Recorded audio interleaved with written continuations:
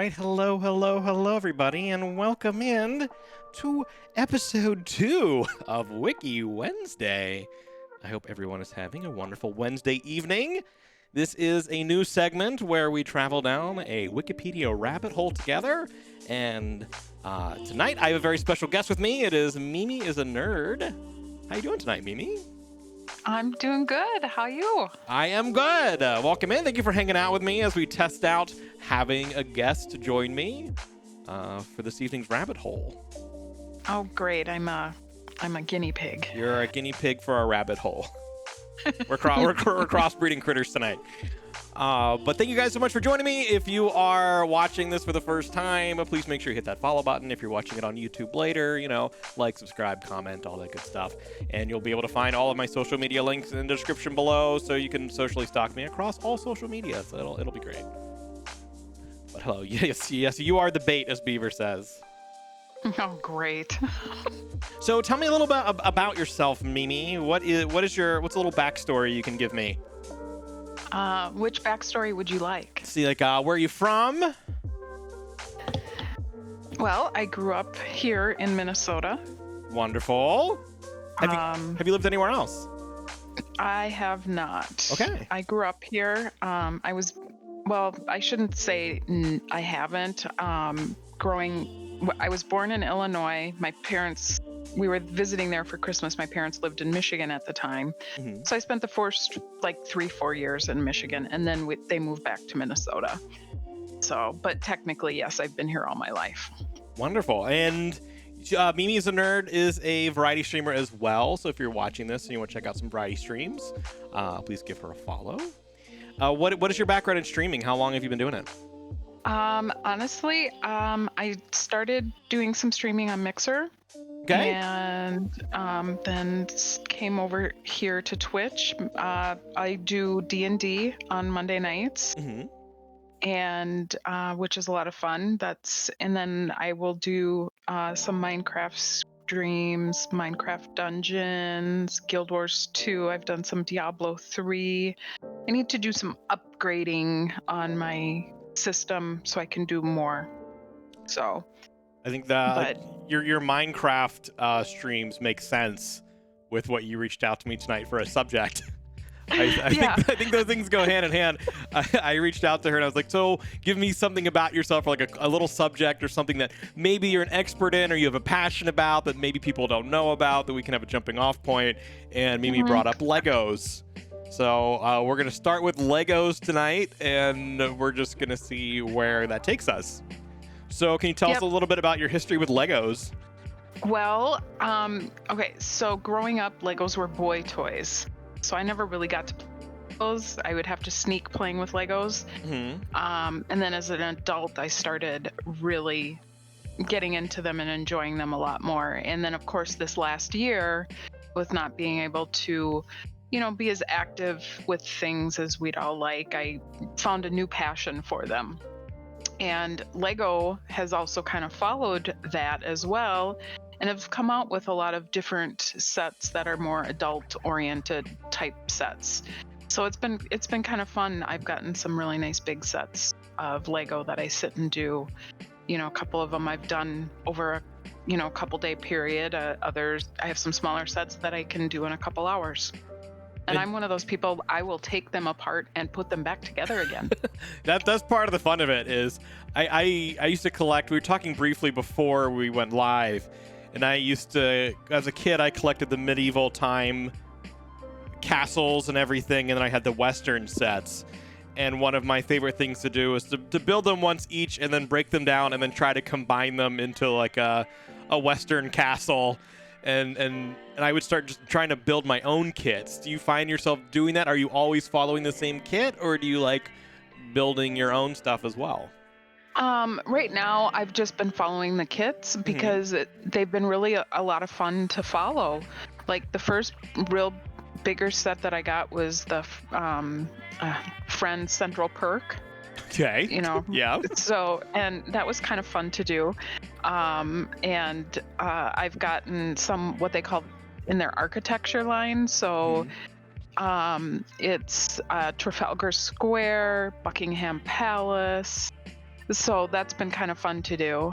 And maybe at some point I'll combine those sets together and do like a England, London cityscape type thing. Yes. And of course I've got the coveted Super Mario, the TV and the NES box. Oh, I'm waiting for. I've seen that, the one with like the rotating thing in the TV. Yep. Oh. Yep, I have that one. I'm waiting for a nice snowy day for that, which we may have tomorrow, so I may pull that out tomorrow night. Oh my and gosh. then I've got the grand piano.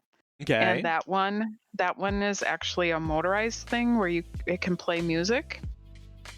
Like and preset songs, or like can you pick something and put it in there? I think I don't know that much about it. I think it's preset.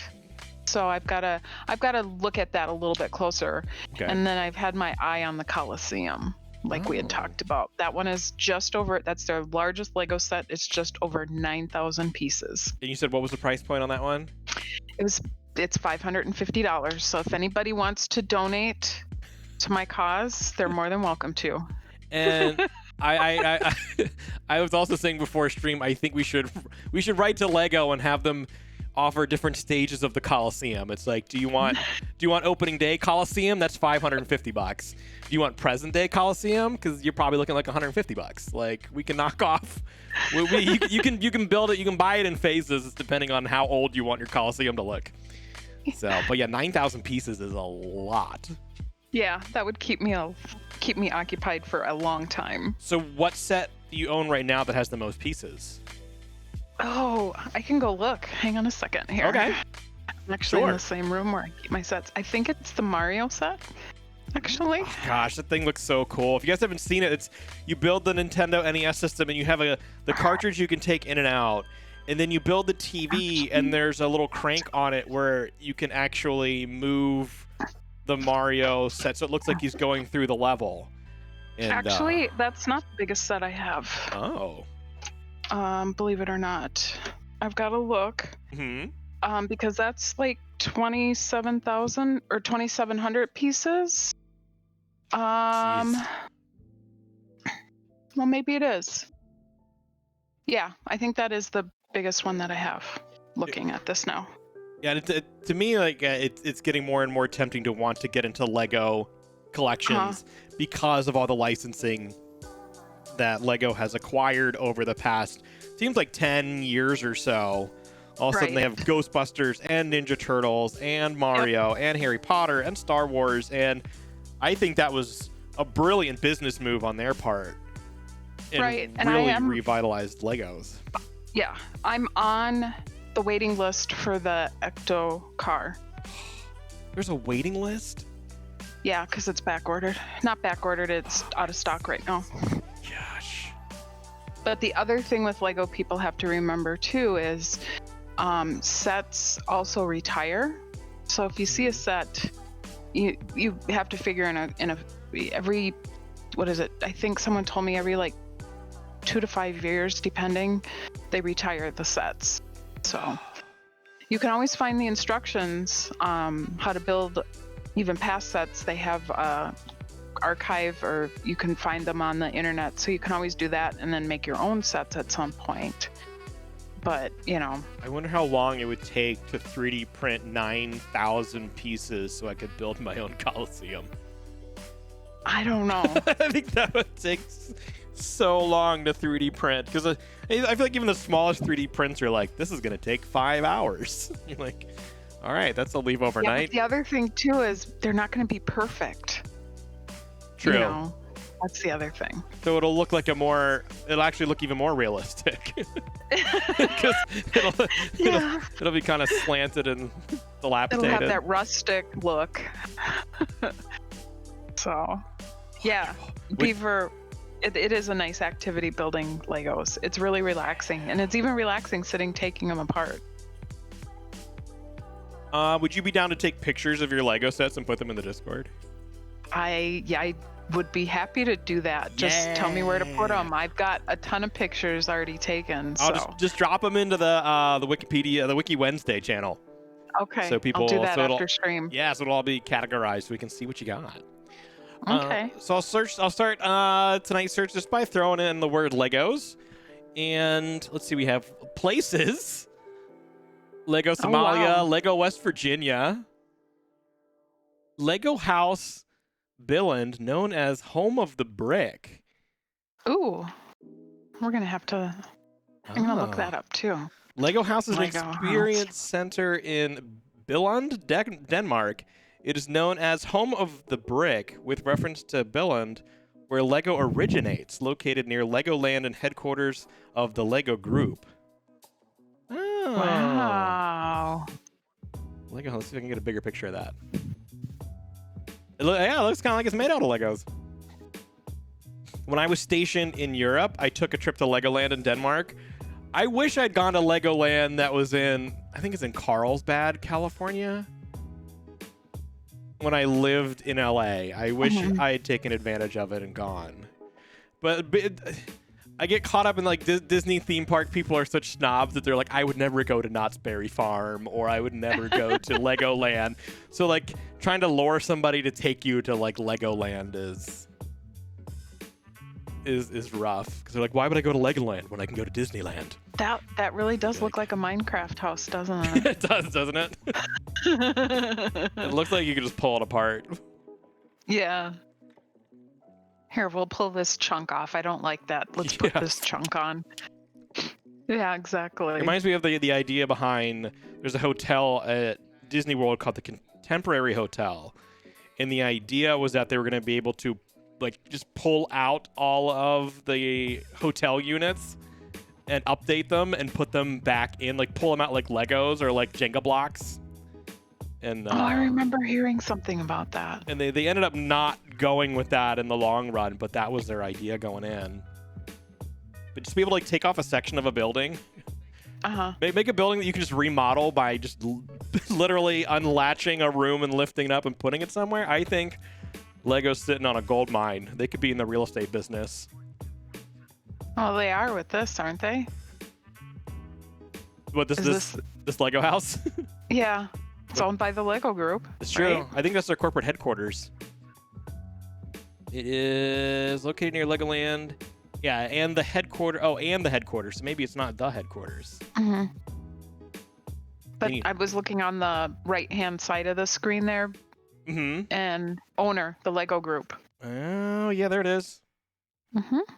Oh my God, it started in construction 2014 and it was completed just 4 years ago. Oh. Wow. So that's newer. Yeah. I'll have to like look up a YouTube video and see if they like tore the inside of that. Let's see what it looks like. Yeah, I want to see if they have Lego furniture. I can't imagine Lego furniture would be very comfortable. You're just sitting on. I can't either. Honestly. Ridged bricks or just flat, smooth plastic. Yeah. That's our now, for show. Now, a friend of mine took his daughter to a Lego hotel, and I think it was in Denmark. Okay. I don't know if it was part of like a Legoland experience or whatever, but I remember him telling me about that. I thought that was interesting. Lego hotel. Let's see. There's look up Lego hotel and see what comes up. Lego hotel. Oops, I put in HODL. Let's try that again. HODL? HODL? Ooh, yeah. I left out the E. Lego Group, Lego Friends. So the page Lego Hotel does not exist, darn. Okay. But let's see what they have on the Lego Group page. There we go. So let's see, when did Lego start? 1932, 88 years ago. Oh, and all those Lego logos. Lego logos? Lego logo. That's hard to say that 10 times fast. That's how they say hotel in Denmark. HODLs. HODLs, yeah. Lego HODL. Wouldn't surprise me. Da. Lego HODL. So I remember the logo from 64 to 72. That that's a familiar logo to me, and then obviously the last two, because but I remember, I've seen that one logo. The other ones I don't ever recall seeing, obviously, but I feel like the difference between the last two is in 1998, someone was like, "Can we put that logo in focus, please?" Like, oh Well- yeah, sure, we can focus that. how about a darker red behind that? yeah. Just adjust the focus. That picture was out of focus for like 15 years. Like, can we fix that? Like, yeah, sure, no problem. Yeah, exactly. That looks better. Yeah, they have a Lego store. We live in the same area. So Mall of America, the Lego store down there, in their big giant. What's that? What's the word I'm thinking of? Like, the big giant robot guy on top. It looks like something out of. It's like a transformer, isn't it? Yeah, it's like this giant transformer thing, and they have all those different huge sets. Yeah. And I always wanted to work for Lego so I could build one of those. I'd be like, how do I get the job where I just build sculptures for different stores and locations and stuff around the world? That would be fun. I've been to the Legoland store in London, England. Oh. And it's like a big store. It's way bigger than the one in Mall of America. So I've been to that one. I was impressed with it. I remember at downtown Disney in Orlando, as a kid, I went in like the mid to late 90s. And one of my memories from there, and I still have a photo somewhere. I don't know if my parents have it or I have it, but a picture of a Loch Ness monster dragon that was built in the water. And then when I worked there, I ended up working there from 06 to 09, and that Loch Ness monster dragon was still in the water. But there was an area in downtown Disney where they just had bins of Legos and Lego tables. And there were always people crowded around those tables and just building little structures and stuff. Oh, it doesn't surprise me. And that was always fun to like living there and go, like downtown Disney is like where I went to the movie theater and stuff like that. Because when you live in Orlando, Disney was brilliant. There is no downtown Orlando. Your downtown Orlando was downtown Disney. That's where all the stores were. But it was always fun like walking by and seeing what people had built each time I went, and just be like, who else from where else in the world did someone come in, and how intricate did they sit here and build something? And that was always fun. Oh, I bet people would sit there for hours. Yeah, because it was in a shaded area and stuff, which is important in Florida because it gets hot. Well, yeah, there was always people with their fanny packs and their visors hunched over the table, connecting Legos. What is your most prized Lego set? Like, which one is? Probably I have one of my favorites is the double-decker London red bus. Double-decker London. I wonder if these are on here. If I can just do Lego red bus, are they going to show that to me? What are they going to show me? Lego movie, Lego sports, Lego Fabuland. What is this? I don't know. Lego Fabuland is a defunct theme and product range of the Lego construction toy aimed at young children, introduced in 1979. The range aimed to fill the gap between Duplo and the standard Lego product ranges. Aimed at boys and girls, the range encouraged storytelling and was the first theme to be extended into books, clothing, and claymation TV series that aired in the UK and Canada during the 1980s as Edward and Friends. Each episode was 5 minutes in length. Okay, I've never heard about this. This is a picture of Fabuland. Wow, that is like so like late 70s, 80s. Yeah. I'm intrigued by these little carts, though. I am too. And this pig, this creepy pig. It's just like, it's kind of sleepy. Yeah, I've never heard of this. Fabuland. Legoland, Denmark. Okay. Oh. I'm sure that pig is sad because it's no longer part of the Lego group. It's probably Lego bacon by now.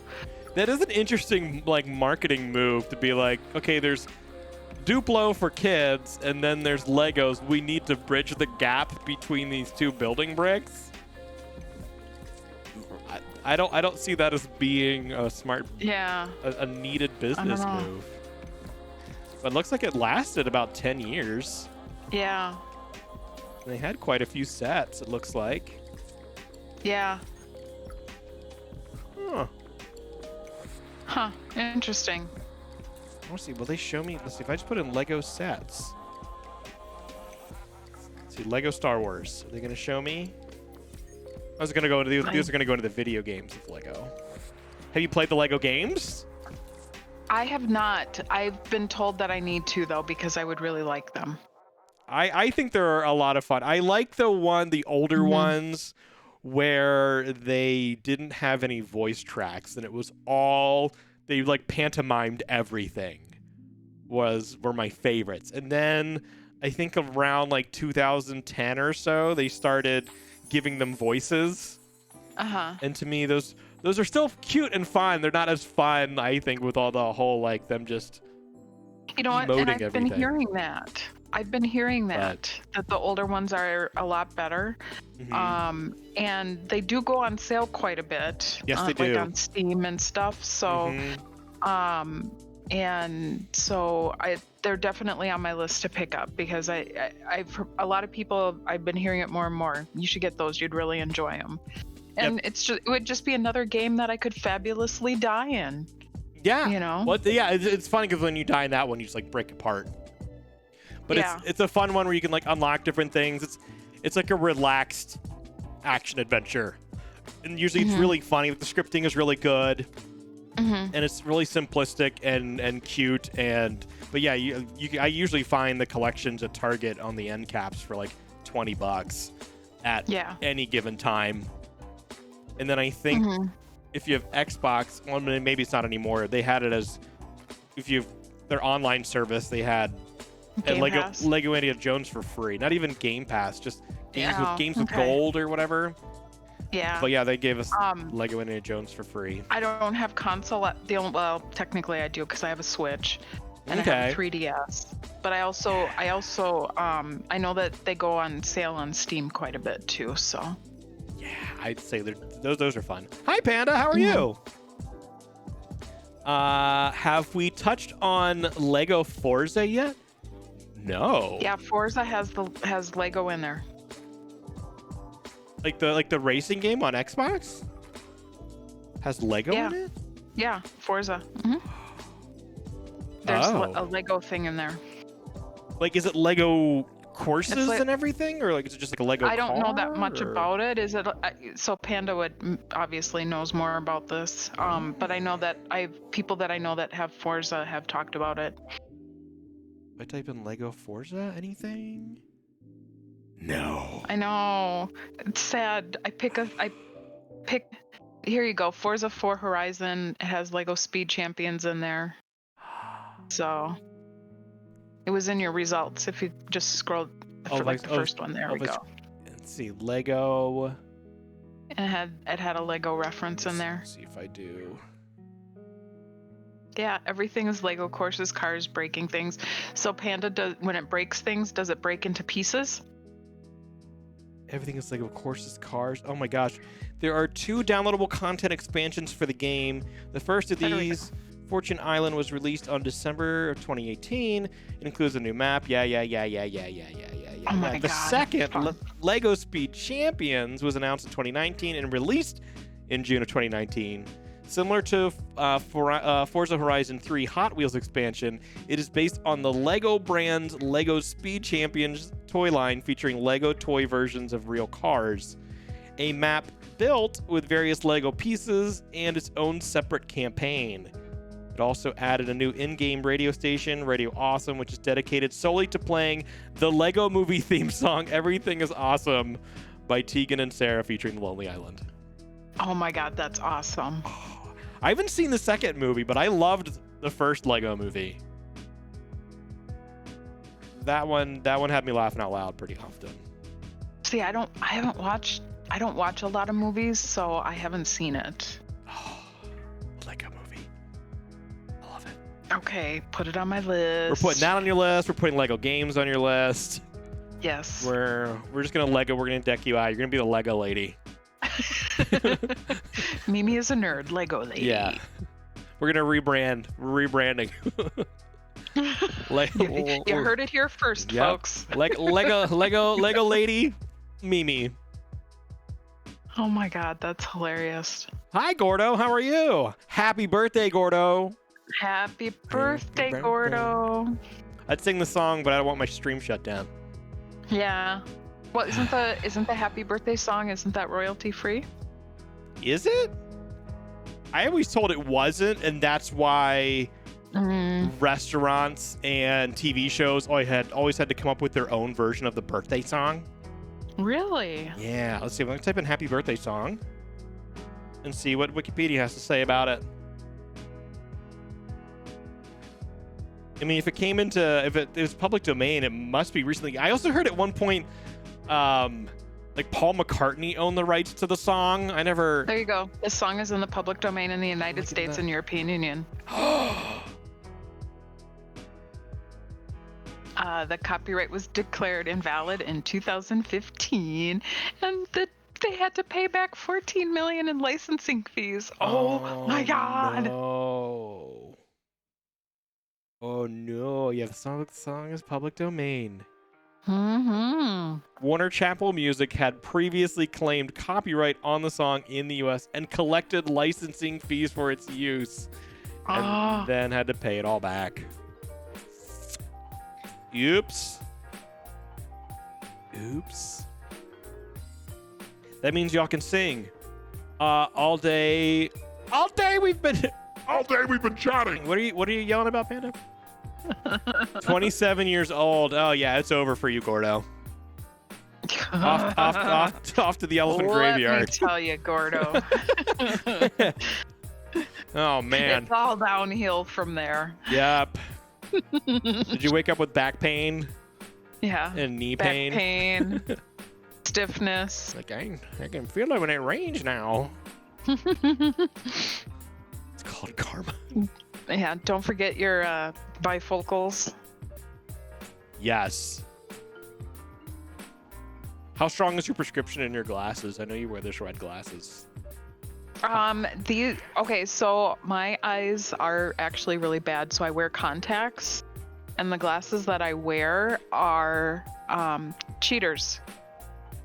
I'm about to say, are you doubling up? You're like pretty much, yeah. Prescription contacts and then also prescription glasses. Yep. I have to have eye surgery at some point, and when they do that, when they change the lenses out, they'll put in lenses so I never need glasses again. So are you doing contacts again? So you're doing laser eye surgery? It's not laser, no. So this is going to make me sound old, but it's not. I had an injury where I had to take a lot of steroids.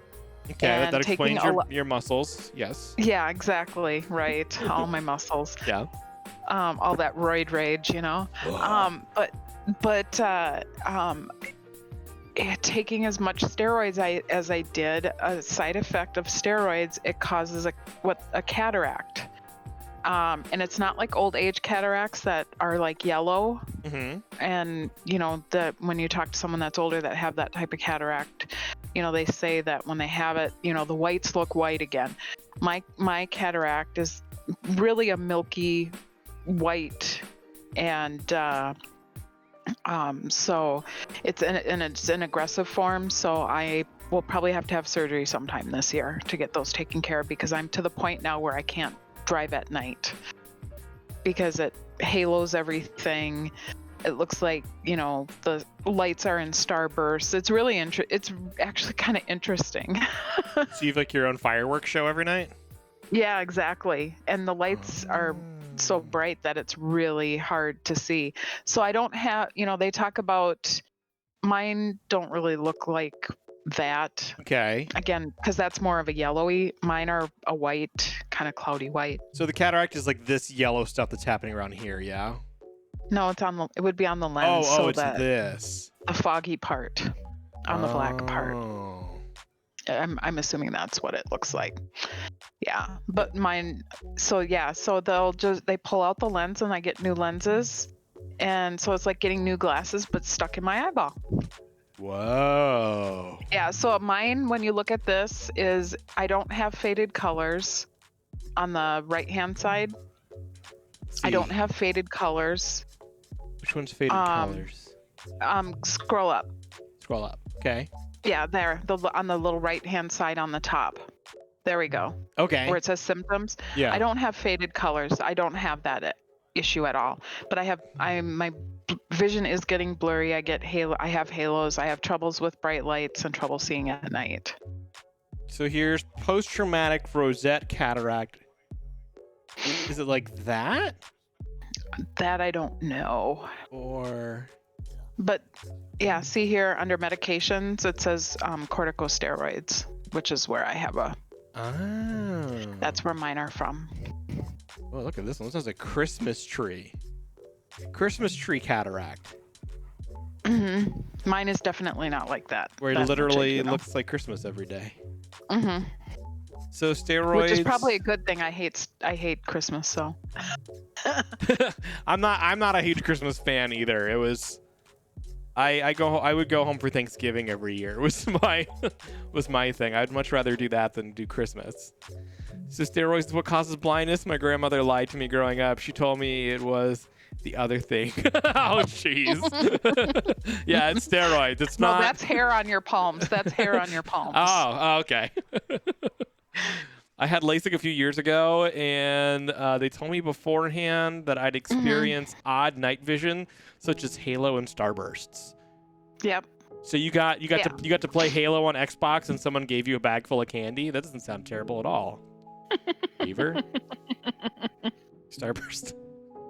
Depends on it depends on the flavor of Starburst, I suppose. It's all lemon. No, I liked the lemon ones. Orange was my least favorite Starburst. I didn't care for the orange ones. I just don't eat Starbursts myself, so yeah. What's your favorite candy? What's my favorite candy? Yeah. European chocolate. So just anything from Europe? Give me a candy bar. Name one.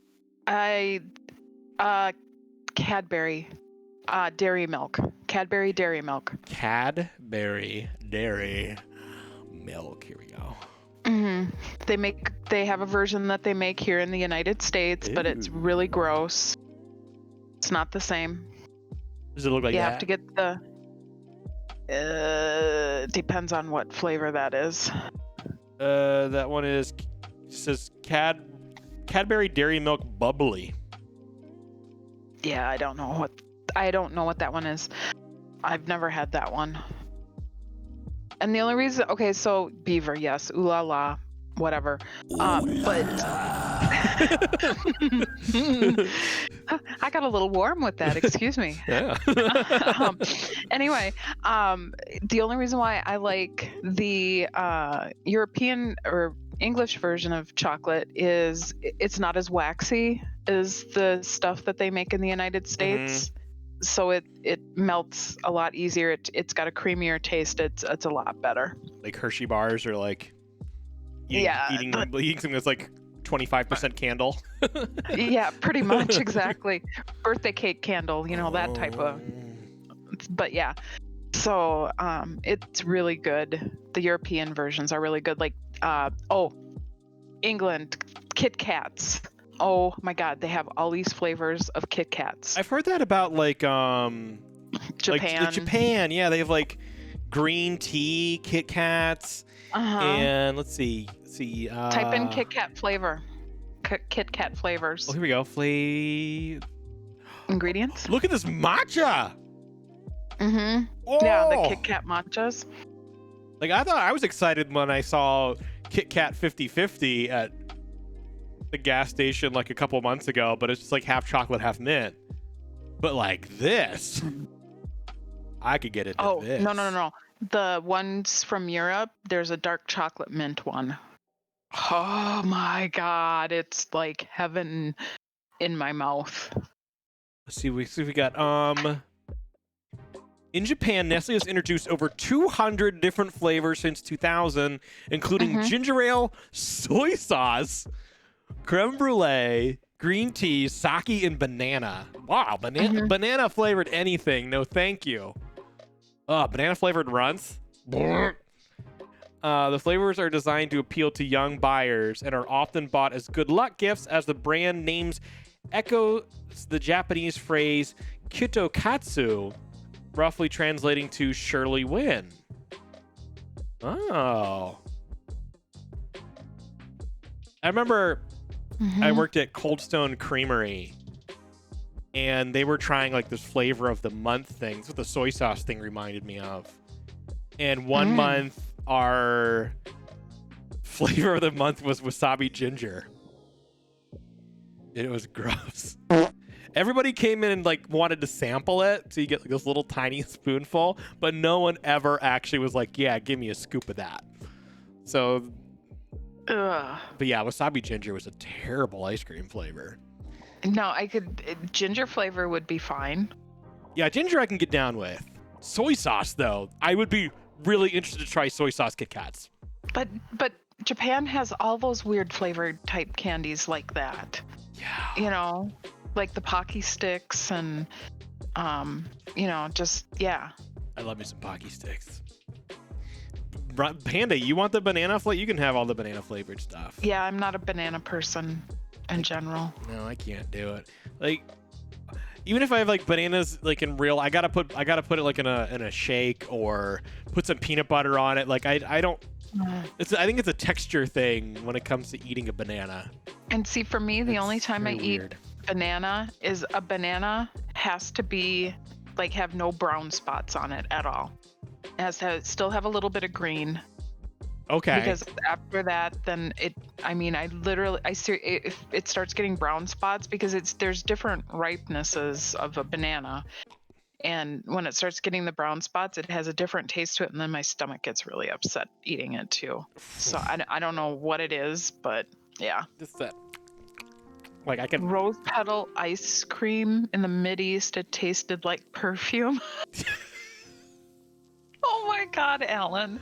I imagine like that happens with lavender stuff too. Like there's a few martinis that use creme de valette that if you don't pour the right amount, it's like you're drinking soap. You have to be very exact when you're making like an aviation martini or anything that uses lavender. Yeah. Because there's a fine line.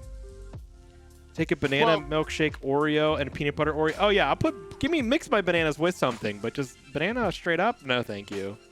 Well, John, do you remember French Meadow Bakery? Yes, I do. Here? Yeah. They used to have lavender muffins that were really good. I got one there. Yeah, I don't live too far from where they were. Now that location is the sushi train. Oh, cool. I didn't know that. I went there with Nedge and Egg Chan Egg. Must have been like last winter, like winter 2019. We went to Sushi Train. It was okay. I love sushi trains. Yeah, it was okay. That's what I've heard about the one here. I'd rather spend the money and go to Masu. Yeah, we went to Masu the time before.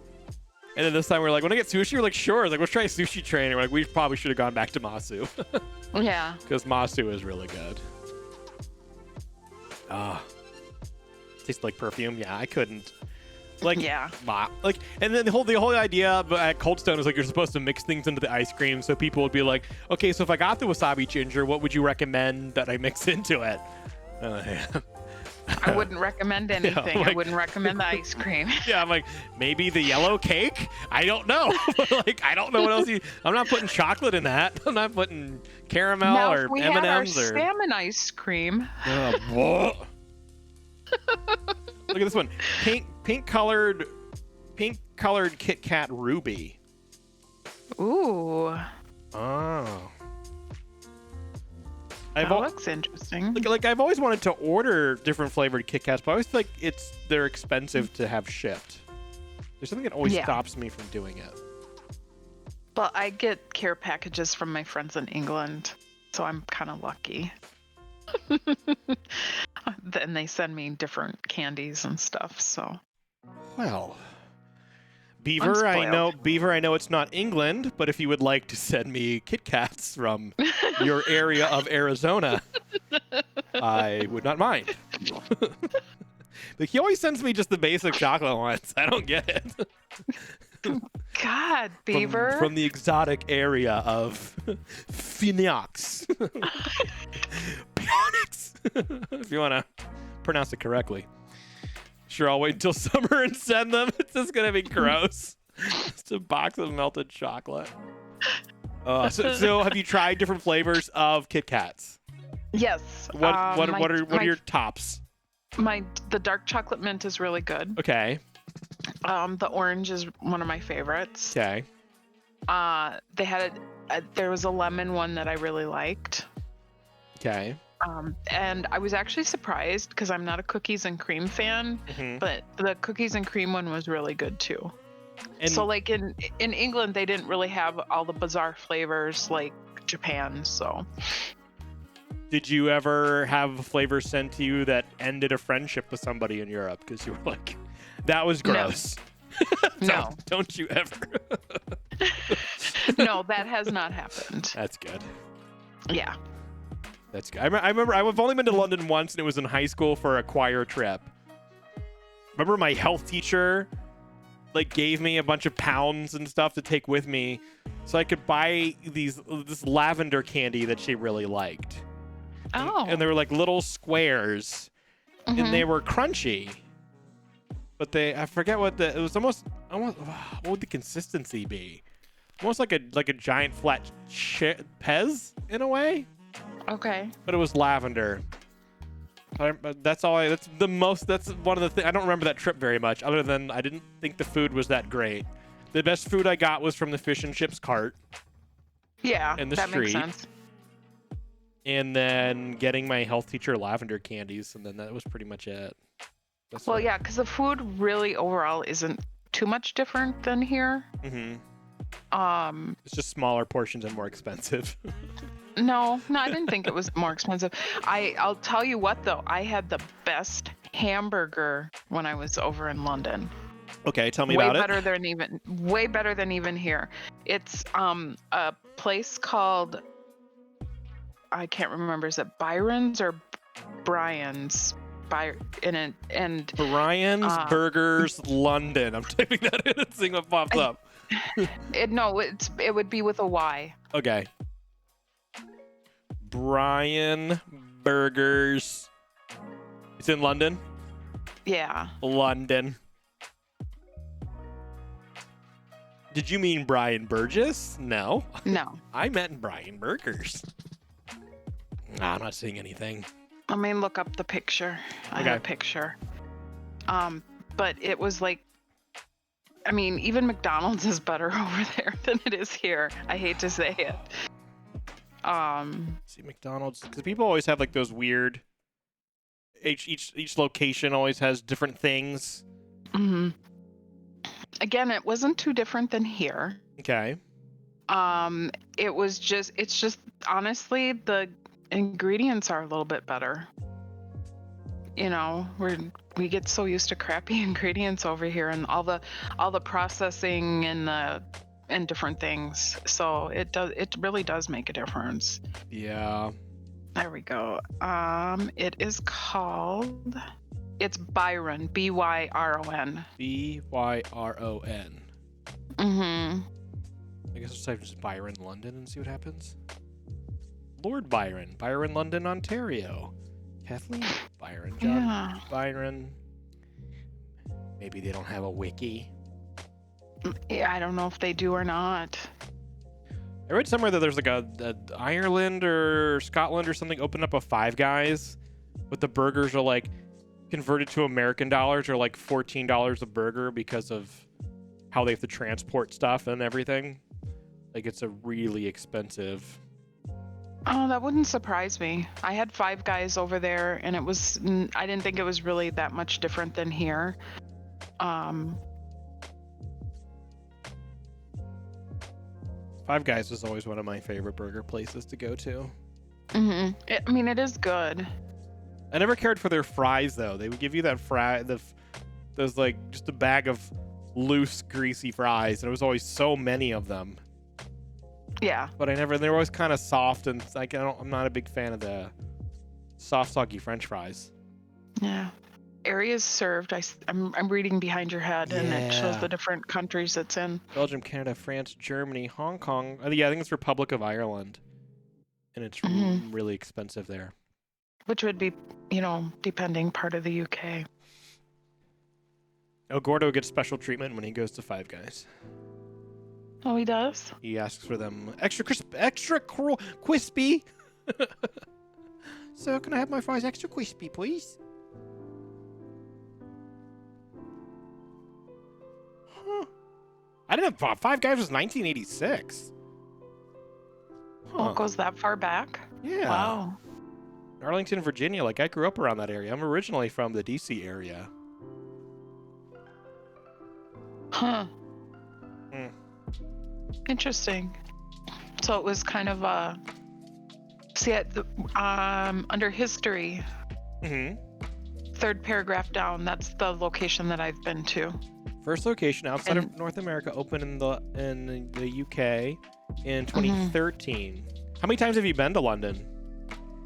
I've been to England 3 times. I was going about yearly. Wow. And obviously the last year or so I haven't been able to go. So you went like 17, 18, 19? And then not? Yeah. Wow. Now there's 113 restaurants across the UK. Oh.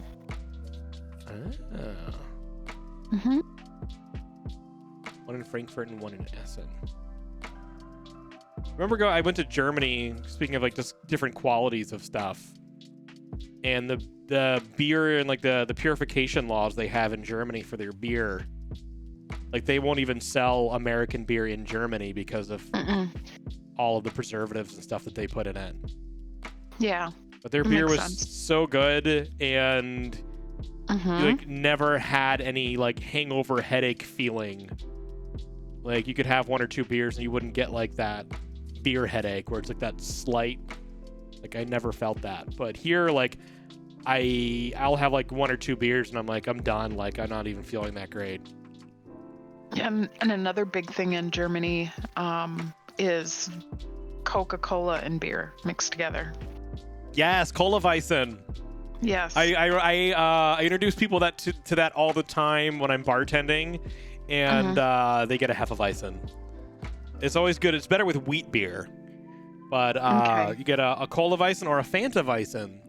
So what they do in Germany is if when they go out to like lunch and stuff, and it's like a working day, and they want to have a drink, they'll order a beer, but then they'll also order a back of either Fanta or Cola, and they drink half the beer, and then they pour the soda into the rest of the beer, and then they finish their beer with half soda in it. And the idea is that the caffeine will kind of counteract the beer a bit and make it not as crazy. Yeah, I tried it and I didn't like it. Oh, I love it.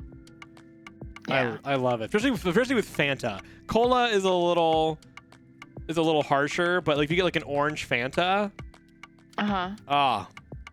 it's like I'll have to try that. It almost tastes like an orange, like a what's the word, like a creamsicle. Okay. When you do it with the orange, because you get that Hefeweizen has like a slight banana taste to it, and then when you mix the orange with it, it kind of gives you like a creamsicle taste. Interesting. I didn't know that. Yeah. Have to try that. Fanta Weizen and Cola Weizens. And they do that with red wine too. They would pour room temp Coca-Cola into red wine, not cold. So you drink a half a glass of red wine and then pour some Coke into it. And I don't drink wine because I get migraines from it, so especially red wines. Oh. The tannins? So, yeah, I don't know what it is, but yeah, I just don't drink wine. So I've never been a huge wine drinker. Like I rarely ever go somewhere and order a glass of wine. I do like a nice Riesling wine once in a while. Okay. But other than that, and then it's like one glass and I'm done. So I'm just not a wine drinker. I just never had the palate for it. Yeah, it's a complicated, like, as a bartender, like, I know a lot about wine and like wine pairings, but at the same time, I don't drink a lot of wine. Yeah. But I like wine, like you're like a group dinner and you order a bottle of wine for the table. Mm-hmm. Like, I like that. Mm-hmm. Spider Luke. Hi, Spider Luke. How are you? I do red wine. Makes me feel like sexy Dracula. Oh, yeah. When I went to the steakhouse in Laguna Beach, I had the most yummiest wine ever. So smooth and so much body. Yes. How would you describe this wine? I'm thinking about pairing it with my steak. Well, have you ever had the most yummiest? This one's the most yummiest. The most yummiest wine. Well, maybe that's what I'm doing wrong when I order wine. I have to ask for the most yummiest. Like the most yummiest, please. Mm-hmm. Yeah, well, I'm wondering. Like, I would be interested to know, like, if you got something drier, would that more likely give you a headache than if you got something like a Pinot Noir, or it's the red wines, or like though. a Malbec. There's something in the red wines that do it, that trigger it. I'm gonna need you to donate your body to science for me, and when things clear up, we're gonna go on a red wine tasting trip, and we're gonna see at what point does it get the worst. It's for science. I'm like, yes, it is the dry wines that give you more of a headache. Then this is important. Yeah, I know. Science. I found it amusing that Spider Luke mentioned Dracula and then Gordo used steak instead of steak. I didn't notice he put an S-T-A-K-E as well. He did. I didn't notice it either. For science. Food, candy, Legos. What else do we want to talk about tonight? I don't know. What's on your mind?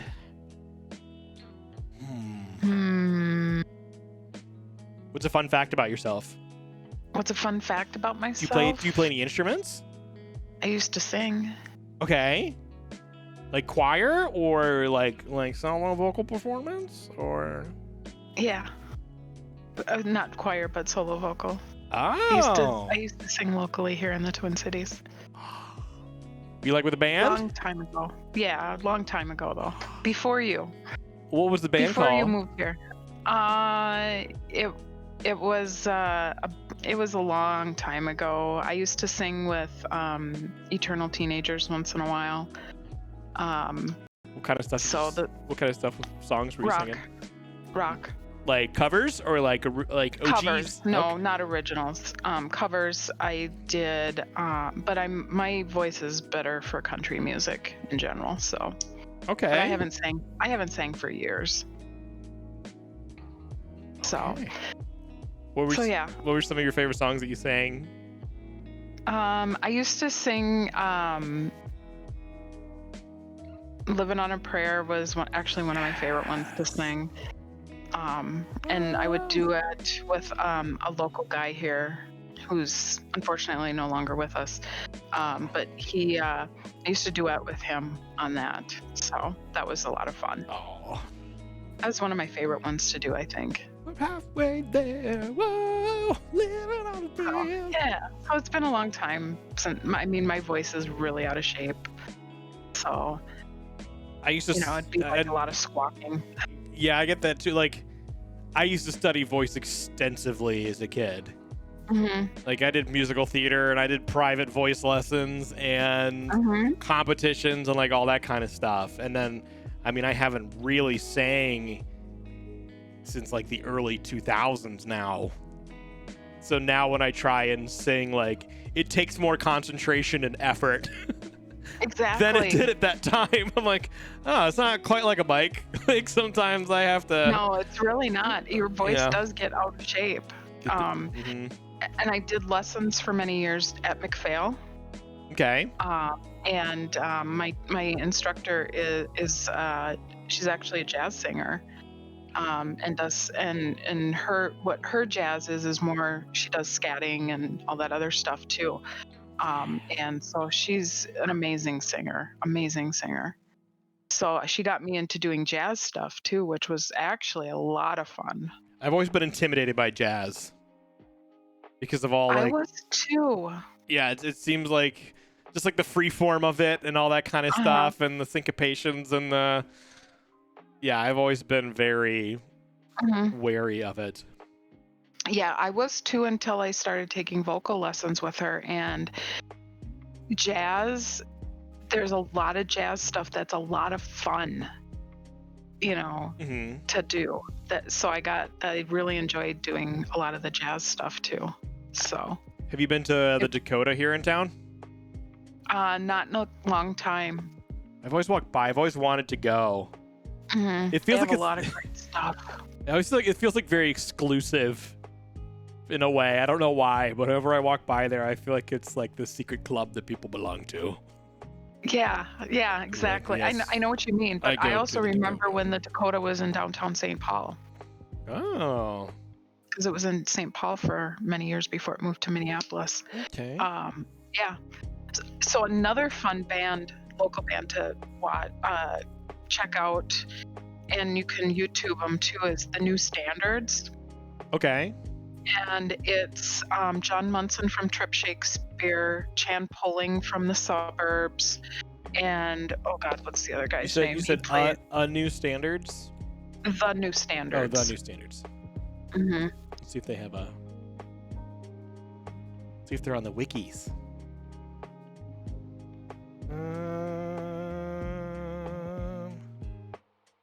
Here we go. Yeah. There we go. Not too much, but something. Yep, that's them. And they do a lot of yeah. Chan Pulling, John Steve Munson, and Steve Rome. Yeah. Steve Rome plays the vibraphone. And it's fun because they take songs like London Calling and they turn it into jazz. Okay. You know, it's just a lot of fun.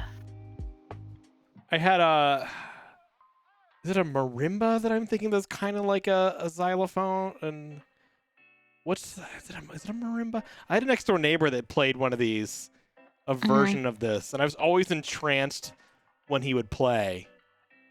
It's not marimba, is it?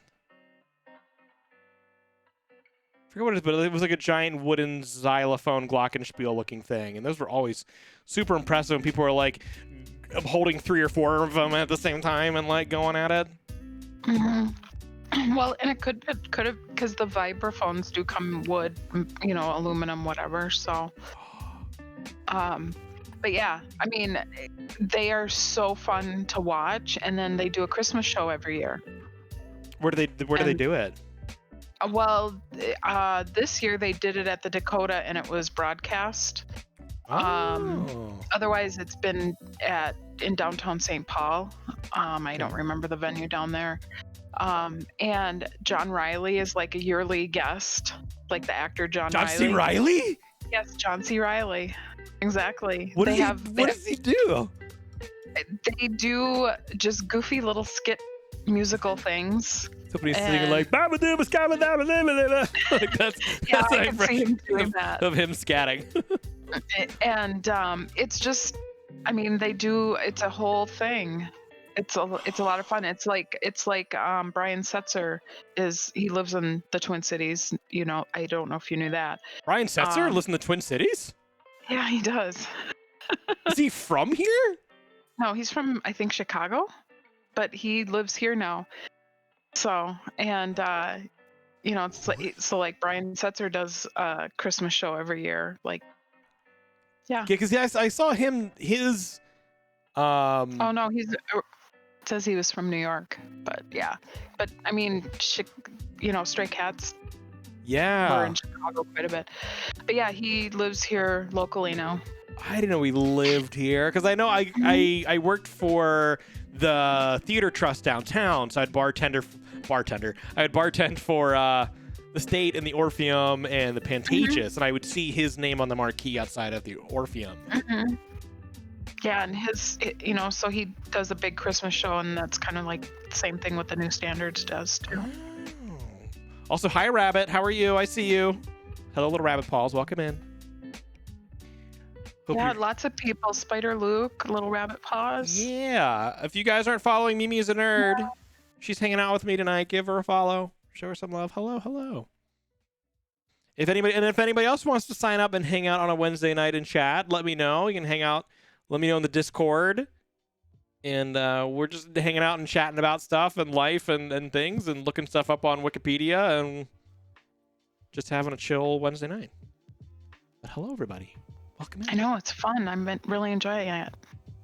Good. I know you were a little nervous going in, so I'm glad you're feeling good. Thanks, Panda. Yeah, thank you for that shout out, Panda. There's a rigorous approval process, though. You've been warned. Yeah, you have to you have to go through. Beaver is round 1, and then Gordo's round 2, Panda's round 3. It's like American Idol. And then you finally get to the stage. I'm learning about things about the Twin Cities. Yes, yep. Mimi and I live in the same area. Yes, we do. You used to do college radio.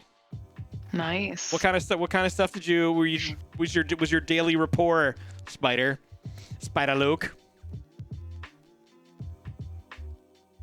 But Brian Setzer, I did not know he was local now. Yep, I'm gonna have to stalk him. Yeah, I don't know where in the Twin Cities he lives, but he does live locally here somewhere now. I'm assuming the Minneapolis area, but probably Edina. I have no clue. Probably where the money is. I have no clue. That'd be nice to be like, I gotta go downtown, play the Orpheum real quick. gotta go do my Christmas show. Yeah, God, not again. If we've talked about this, don't stalk people, you'll get on another list. Lists don't scare me, Rabbit. Well, it depends on the list. Yeah. Sorry. I'm trying to collect them all. Just Friday entertainment with a buddy compiled lists of things to entertain people. Comedy a little. Doing some morning talk radio. Let's see, what else do we want to talk about? What's your favorite movie? Like one of your favorite movies. Like, what's it go to? Gone with the Wind. Oh, yeah. Gone with the Wind is probably one of my favorite go-tos. Anytime it's on TV. I don't have cable or anything anymore, but anytime it would be on TV, I would watch it. I would be on. So like when AMC or TCM would have it, and sometimes they would play it back to back, it would literally be on like 12 hours because it's such a long movie. It's funny, it's funny you say that, because just recently I tried downloading the Turner Classic Movies app because I wanted it to be its own subscription service. So I'm like, I would subscribe to the Turner Classic Movies streaming service if they had one. They have great movies. 100%. Because I recently got my sister's sign in for Disney Plus. And I find myself more looking for the old stuff like 20,000 Leagues Under the Sea and the Apple Dumpling Gang and like all those older movies more than anything new. And that made me go, oh, I wonder if Turner Classic Movies has their own streaming app. And you have to have a cable subscription to sign in. Right. Do that. I mean, Gone with the Wind is like one of my favorite movies, but if we're talking about genre, musicals from the 30s, 40s, and 50s. Oh, like some Gene Kelly stuff? Gene Kelly, Fred Astaire. I mean, okay, so I hate Christmas. And when I say I hate Christmas, I'm not kidding you. Even as a child, I was called Mrs. Scrooge or Mrs. Grinch. Okay. By my parents. By your parents? By my parents, yes. That's how much I just was never even a Christmas kid. Okay.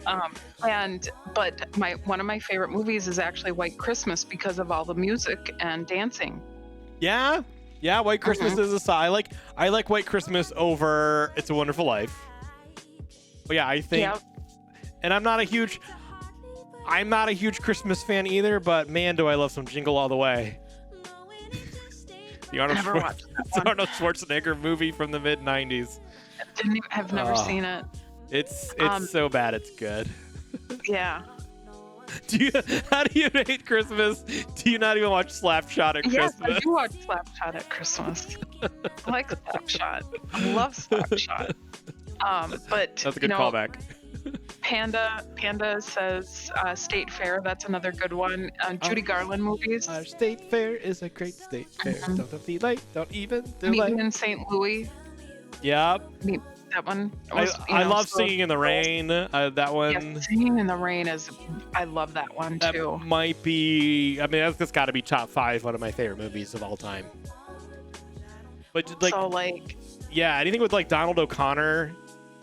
And they're so good, and you don't see that anymore. That was such a moment in time. Exactly. And American in Paris.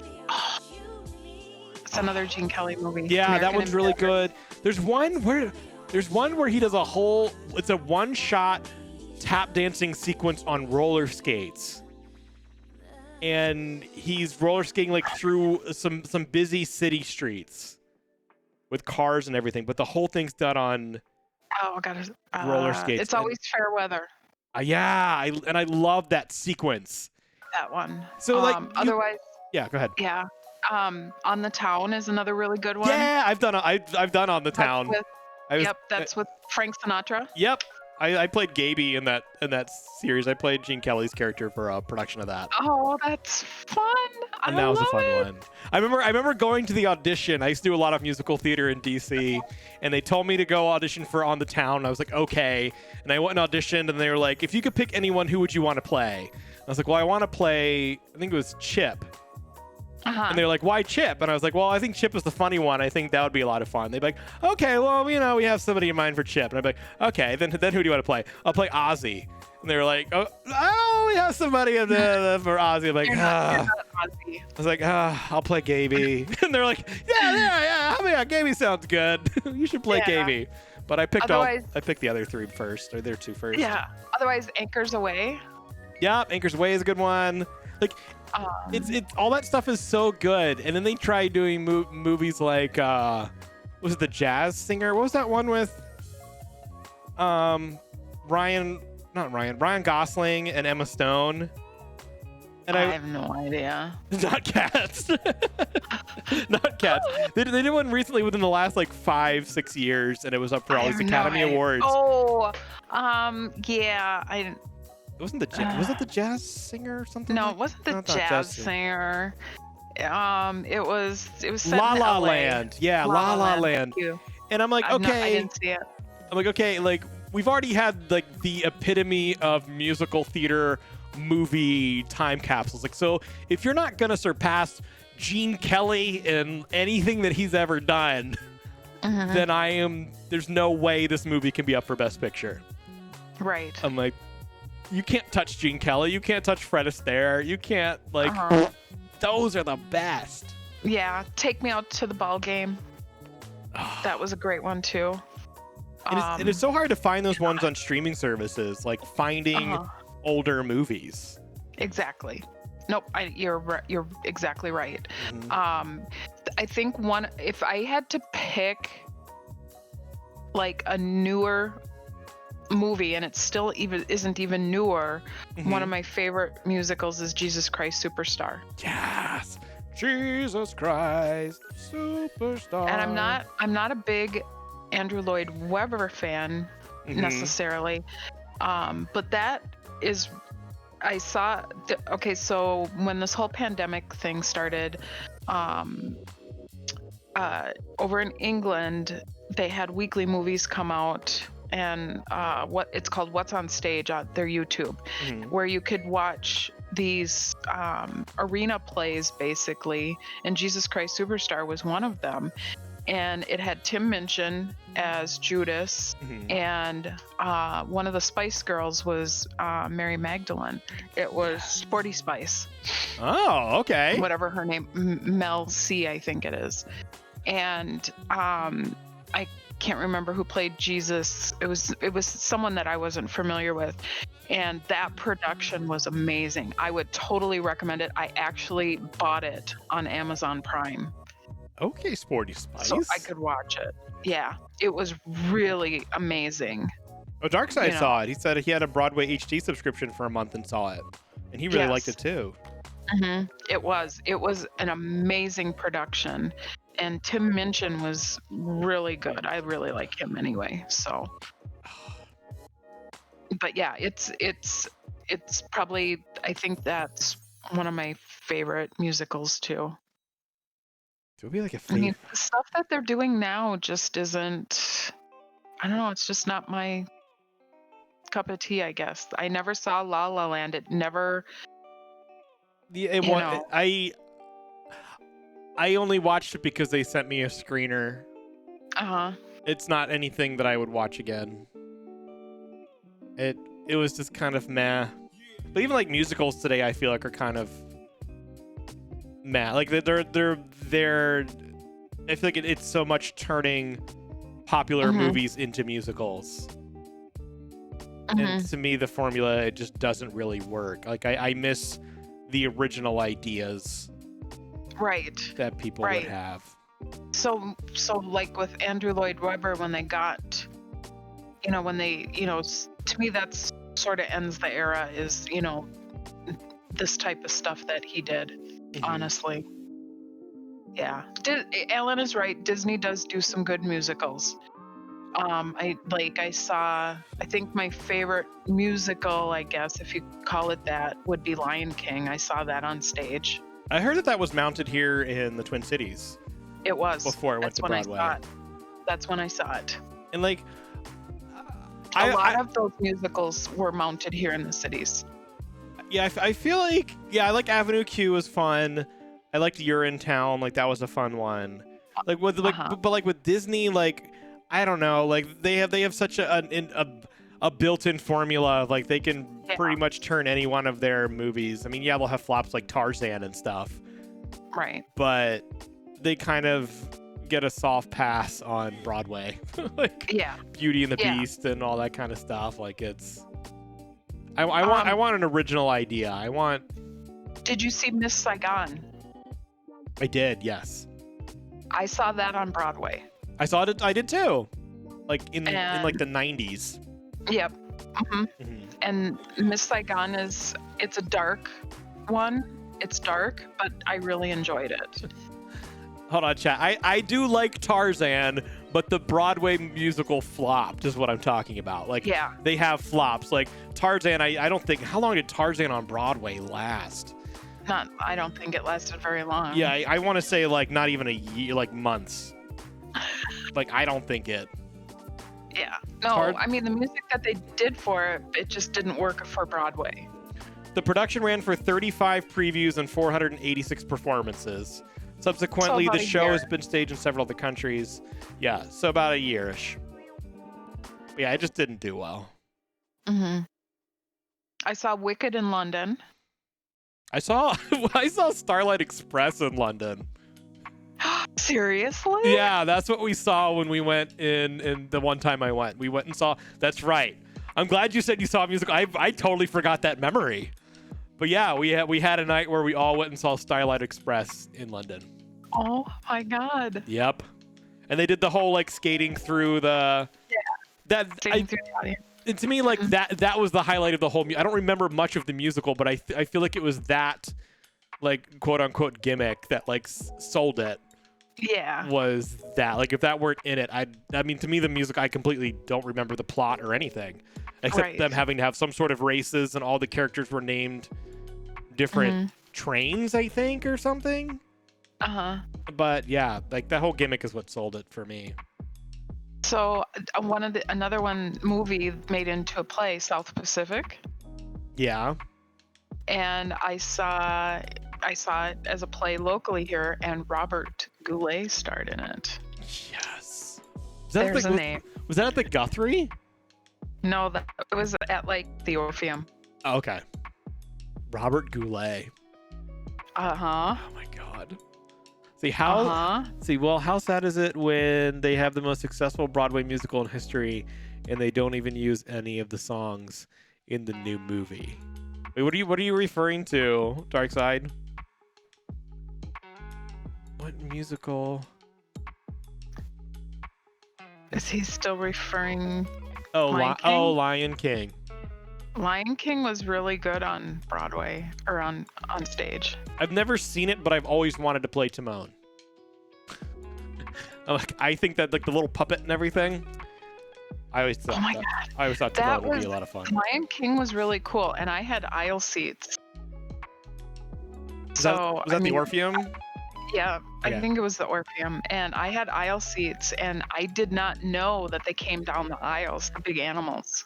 Oh And yeah. all of a sudden, it was like, whoa.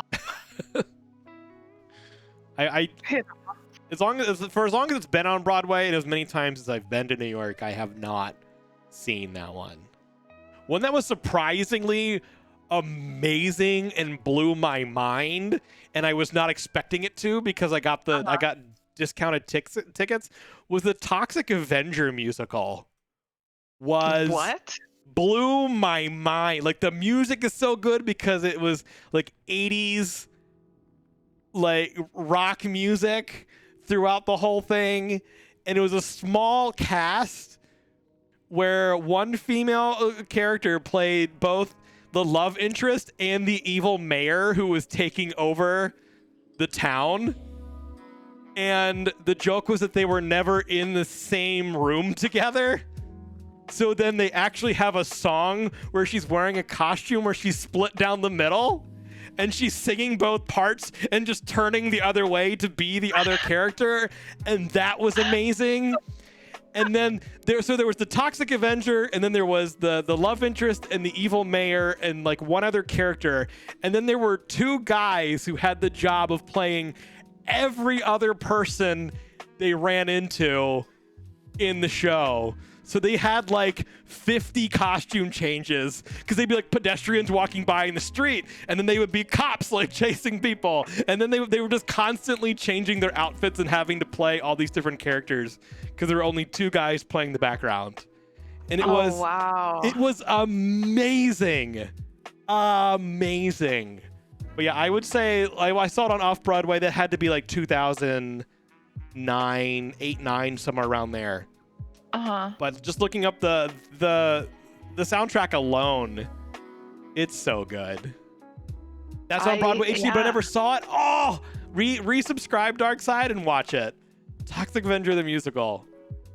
Toxic Avengers. Oh, that. Toxic okay, Avenger, I've never yeah. heard of that. Oh. That's hilarious. It's so good because it was just based off that cult classic TV show from the 80s that I think ran for like 2 seasons or something. And then there was like a short-lived cartoon. So someone decided to turn it into a musical and put it on Broadway, and here's the Toxic Avenger movie. Have you ever seen anything from the Toxic Avenger? I have not. Oh, it's pretty. Let's see if they have any screenshots from the movie here. Yeah, what Beaver says, Dark Side. Resubscribe and stream it to Discord so we can watch it with you. Yeah, there we go. Yeah. That would be fun. But yeah, it was like this 80s, 1984, cult classic, like, splatter film with, like, not the best special effects and, like, prosthetic makeup and stuff. Let's see.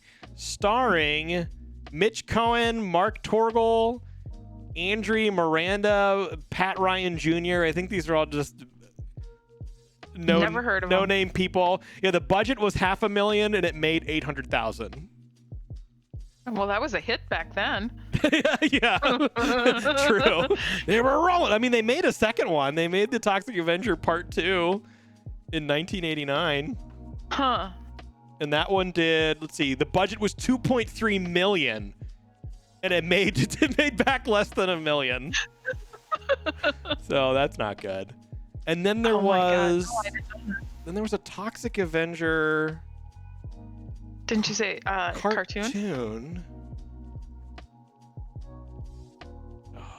there was a video game for it. Okay. Really? Let's see if they have anything about the children's TV cartoon. No, they're not. Toxic Avenger 3. There was a third one. Third one? The budget again. They dropped the budget back down to $500,000, and it made less than $500,000. Oh. Oh my god. Damn. Wow. But yeah, someone decided to just randomly make a musical about it, and it was really good. The title is a parody of the '88 film The Last Temptation of Christ. Oh my god. The Last Temptation of Toxie.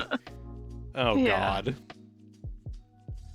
But yeah, the musical was so good. I thought that they were gonna eventually move to like full Broadway, because I saw that in a small theater on off Broadway, and I was like, how is this being slept on? But I mean, I think I got the tickets for like $40. Right. But I mean, it ran from 2008 to 2017. Huh. So didn't do. And it even went to West End in 2017. Yeah, went to West End. It was in Pittsburgh, Wow. LA. Like, it's. Yeah, but West End is London. It's like Broadway. It's New York Broadway. Yeah, that's a big house. That's yeah. So. It was so good. It was so good. I'd say that's worth re-subscribing and seeing that. The Toxic Avenger, the musical, the movie. I would see that. If they turn the Toxic Avenger into a musical into a movie, yes. So good. Did you do musicals growing up? Me? Yeah. Were you in any No. musical shows? No. I was in my first play 5 years ago now. My very first play. I was in I'm in the play and I can't even think of the damn name. Let me go get it.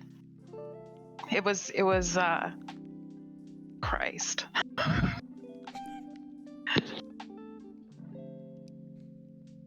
Wait, hold on, Alan, where did you see that? The Toxic Avenger, the musical, the movie. Did you see it listed on here? I was in Antigone. Excuse me. That's why I couldn't remember it. And I was in Antigone.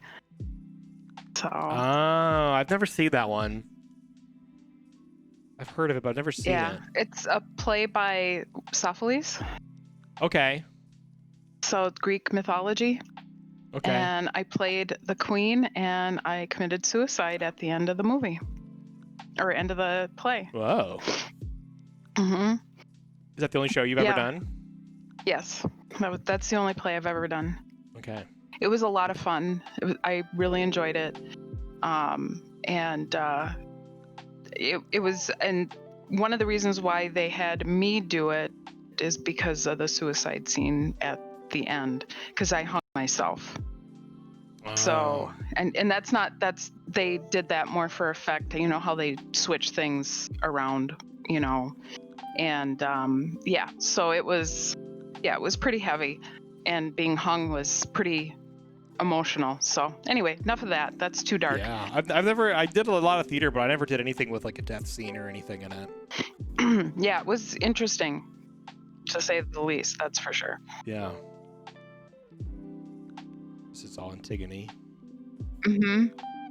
Of the 3 Theban plays, Antigone is the third in order of the events depicted in the plays, but it is the first that was written. The play expands of the Theban legend and predates it, and it picks up where, 7 against Thebes ends. Date premiered 441 BCE. Mm-hmm. I did it. And who did for you? The local. Who did you play? I played.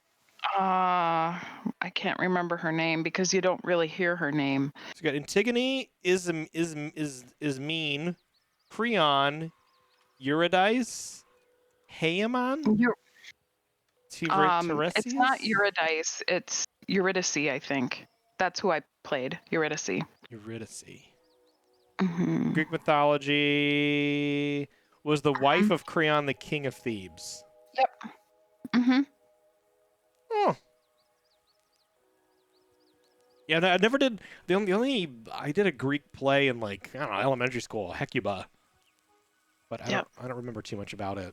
Yep. So you can see just, that very first paragraph under mythology that tells you exactly what happened. She appears briefly in Antigone to kill herself after learning from a messenger that her son Haemon and his betrothed Haemon and his betrothed Antigone have both committed suicide. She thrusts a sword into her heart and curses Creon for the death of her two sons, Haemon and Megaris. Majerus, I think it is. Majerus. I can't remember. Haemon killed himself because his father Creon had unjustly killed Antigone, to whom he was engaged. Yeah. So, doing a sword scene, they switched it to where I hung myself. Okay. So I was like in a harness. Mm-hmm.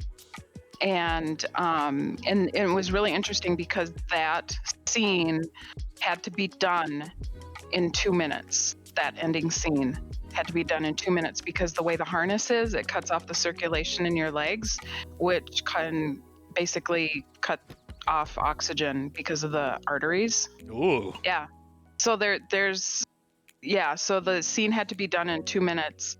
And it was funny because all throughout rehearsals, they were timing it to make sure that we didn't go over 2 minutes for that last scene. And I was in a harness. Not stressful. It was fun though. But if it did get to that 2 minutes, it was really interesting because I could feel the difference. So you're getting numb or like? Yeah. Mm-hmm. And so it really wasn't janky, Little Rabbit Paws. Janky AF. No, it really wasn't, because there is a science on how it goes, how they do it, and so there was somebody with me to make sure when I got down that I could stand up and I was okay and everything. And it was like the scene was like literally that it was the end of the play. So they didn't do a lighting trick or anything. They hung me. They hung you. Mm-hmm. They hung me, and wow. they would pull me up, and literally, because it was kind of a shocking scene, literally, I was in a harness. I was in a full body harness that was under my costume, and it was a professional harness, and they would pull me up, and I had like this cloth that I would just put around my neck, and they would literally open these doors, and as they were opening these doors, they were literally pulling the stool out from under my feet, so that I was hanging there. So when the doors opened, the audience would just see me hanging. How high up were you? From my feet to the floor, probably about 4 feet. 3 to 4 feet, because I was on a stool, like a step stool type thing. Was there ever a night where they didn't latch it correctly and you just No. fell flat on your face? No. Okay, good. No, because and so there were people on either side of on the stage sides. Mm-hmm. So as soon as the door shut, then they were literally right there. Someone would like kind of take the weight off and hold me up until they got the stool under my feet and I could get unhooked. Oof. So, yeah, I got a video of it, and that ending scene, and it was funny because the people that I knew that would come see me, they, you could see what the harness, not the harness itself, but what was holding me up, the line, but people didn't notice it because when the doors open, all you see is a body hanging there. Yeah. So, did they backlight you? Yep. So you just saw the silhouette? Yep. There was some front lighting, but there was backlighting, obviously. And then Creon, my husband, was like weeping at my feet, holding my feet. So that was another thing that we incorporated in there, because he would kind of like lift up a little bit. So and it was funny because there was a couple times he kind of pulled down, and I would like be moving my foot a little bit trying to kick him. But so he was able to like, take a little bit of stress off that way too. Yeah.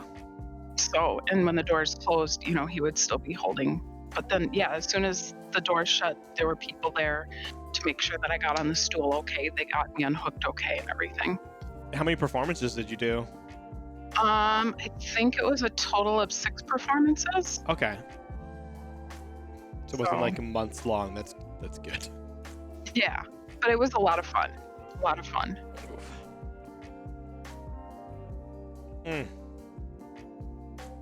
How about we transition to something a little bit more lighthearted? Yes. I think that's a really good idea. What's your favorite video game?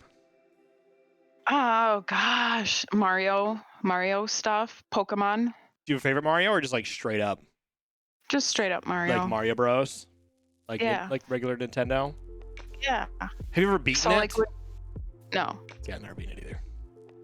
No. So like when you've been doing your Mario on, what is it, the one handheld system that they used to have? What was the system that you were doing Mario on for a while? Mario Odyssey? No. The system, the console system. It was a handheld one. The Switch? Wait, what? No, not the Switch. That I was doing? The Wii U.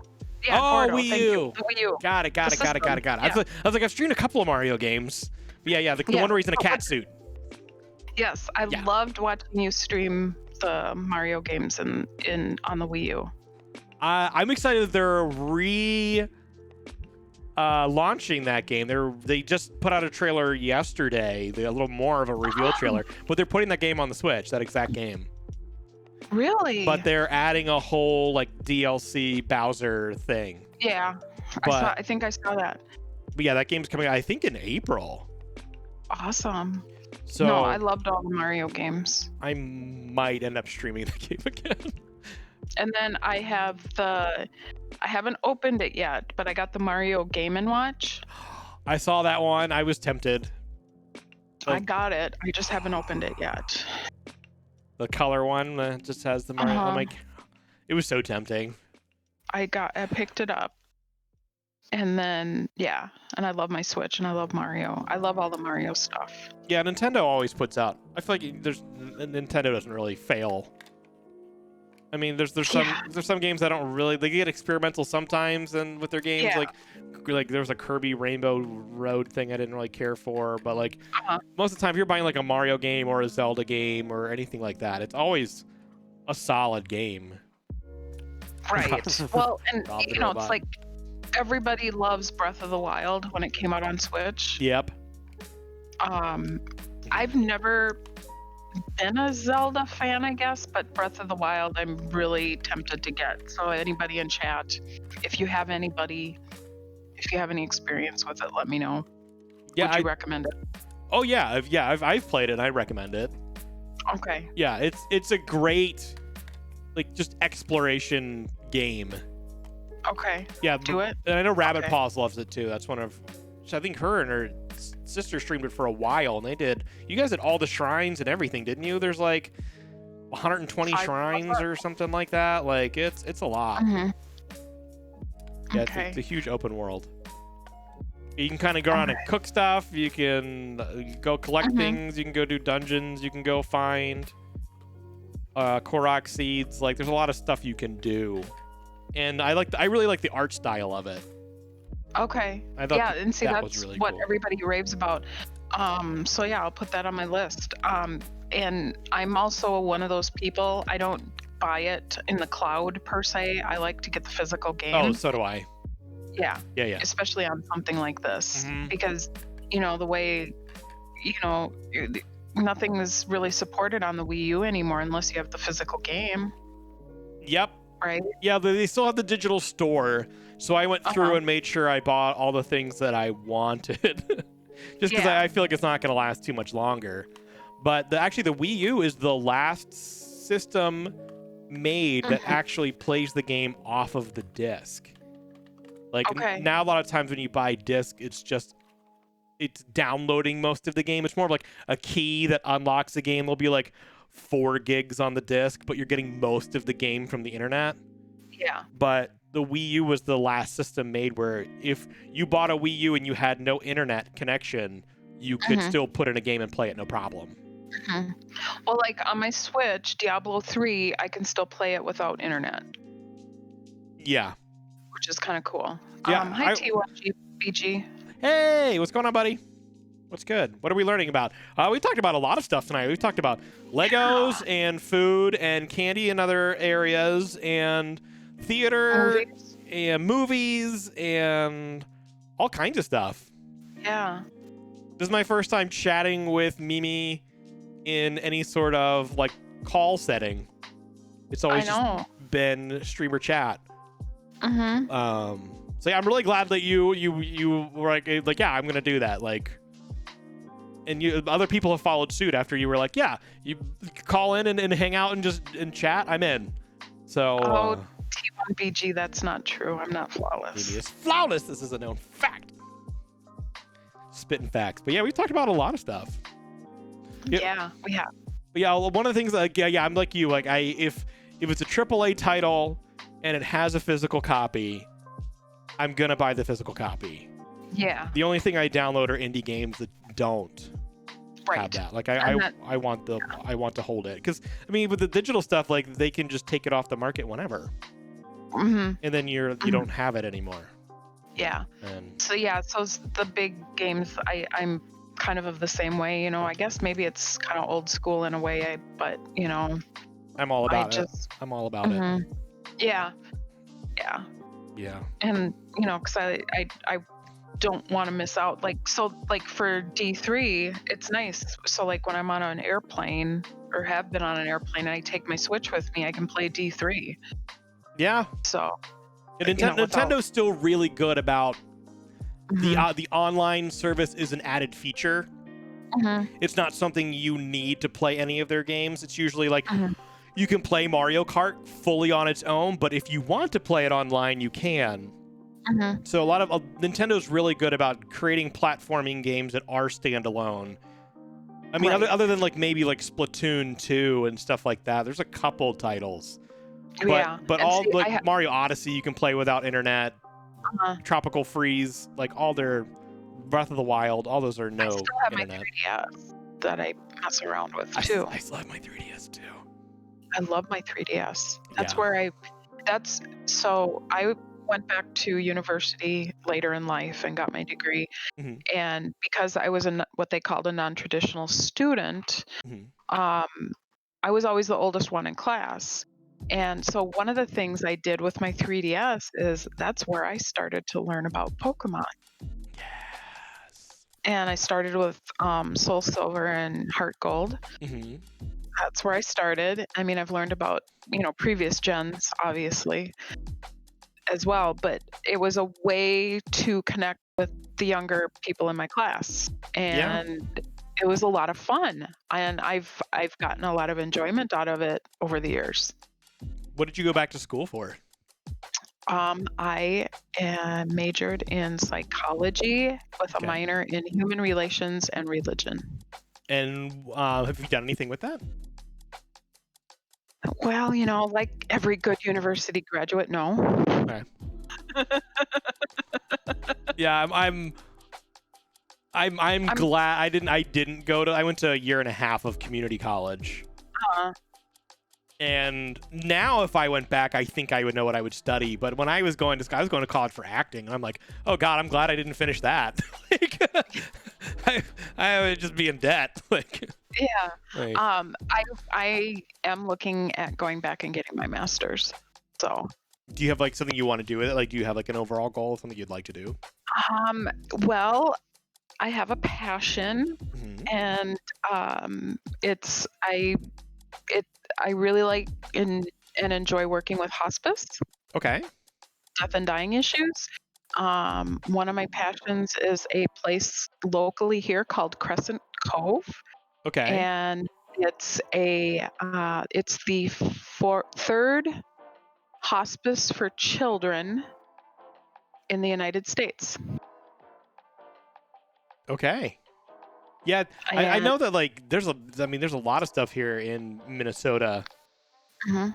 that is like top medical for in a lot of areas.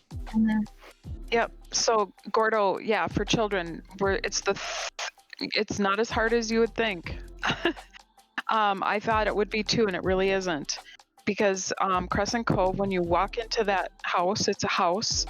Mhm. They have a great room that's, shared living space, and the rooms for the kids. It is probably one of the happiest places I've ever been, even when it's been sad. It's a house that has sad things happen to it, like Yeah. any house does. But, it's just, yeah, my heart breaks, but my heart also it gets so full with these kiddos and these parents and stuff. It's amazing. It's an amazing place. The people there are amazing. I haven't been able to do it for the last year because of So the have you pandemic. volunteered there, or what's Yep, been your that's where experience? I did my internship, Okay. and I stayed on. They had me stay on with them afterwards, and I was like a lead volunteer. So I was kind of like the right hand person of the head of volunteer services for many years, and sadly, because of the pandemic, volunteers aren't allowed in the house anymore because Yeah. they are medically fragile kids. Um, but it's one of the most amazing places ever. If you look at the house, it's geared towards kids. What is It's what is that one colorful. specifically called? Crescent Cove. Crescent Cove. Yep, Crescent Cove, and it's right in Brooklyn Center. See if they have anything here on it. What was like your day to day when you went and volunteered? Like what would your day look like? So there would be days where I would cook, make some meals Okay. for the people. And there would be days I'd clean. There'd be days I'd do paperwork for the head volunteer coordinator, Hmm. Crescent Code. Yeah, I'm getting his Crescent. No, yeah, it's Crescent. probably not on Wikipedia. Okay. But and then there would be days that I would sit in a chair and hold a kiddo for 3 hours while they were Wow. sleeping. Yeah. And what were the age ranges of the kids? So Crescent Cove is from newborn to age 21. So Oh wow. kids and adolescents technically goes to age 21. Okay. So it's so it's just one of the coolest places ever. We'd go on boat rides because we were right on a lake. We were on Twin Lake up in Brooklyn Center. Okay. We would go on boat rides, and the neighbors would come and give the kids boat rides. We would have Christmas parties. We had Christmas parties. We'd have Easter parties. It was, we'd have birthday parties for the kids. It was so much fun. Yeah, I imagine it'd be a place where you're just constantly trying to infuse it with as much joy as possible. And yeah, that's why I say when you walk in that house, it's really a happy place. Yeah. It is. It's so cool. But it does sound like it'd be like a positive, even though the sad part of it, like just the day to day would be so infused with wanting to do positive things and positivity. I could imagine it being hard to not be positive in that work environment. And the people that work there, they're amazing. These people, are such cool people. Just loved them and still love them. We still talk. We still keep in touch. So, but yeah, dark side. It is hard because I would go there. I'd be there like once or twice a week, and then if we had an end of life situation, I could be there like 3, 4, 5 days in a row, like 12 hours a day, easy, just being there. So And I would come home. Yes, I would be tired, but I would be so full. It just would fill me up. It was awesome. And then what would you do there, or what would be your job opportunities there after you get your major or your master's? It's such a small thing that I probably wouldn't get a job there, but it could there's like other houses that are starting to open up around the country. The next one that's opening up isn't like in the West Coast. I think it's like in Portland or Seattle area. So I mean, Same company? No. Oh, They're okay. all independent. There's one in Arizona and there's one in California.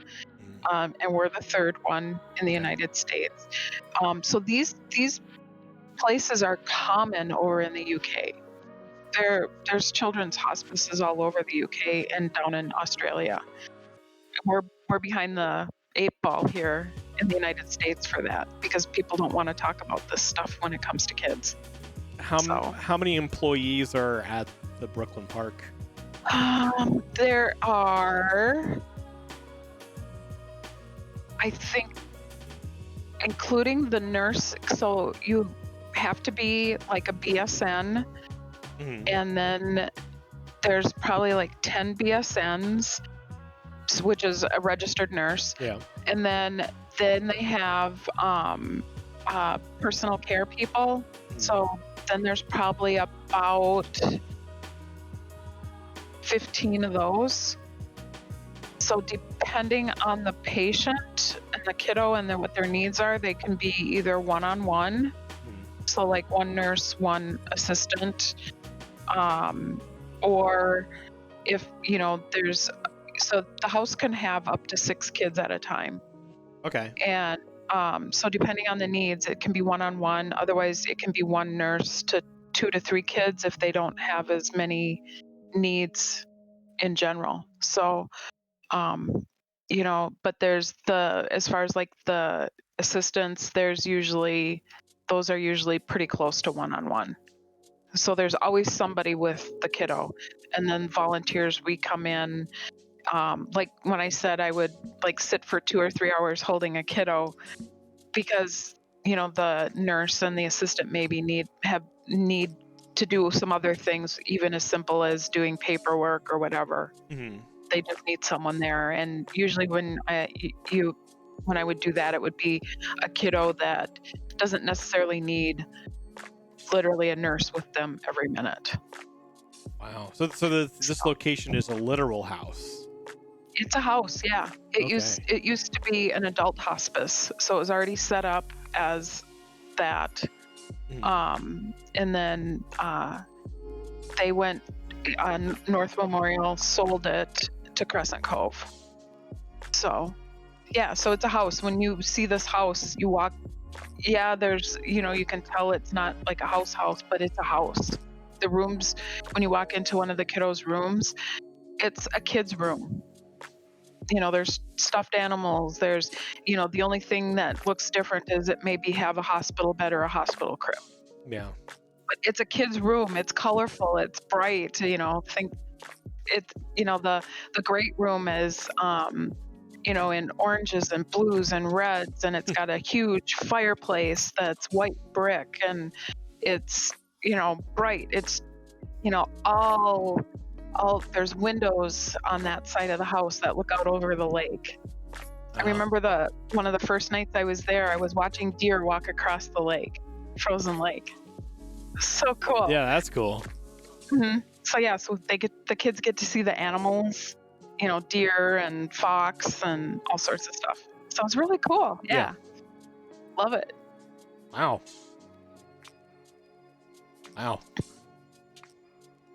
That's cool. I'm learning a lot of cool things about you tonight, Mimi. You've led a very interesting life.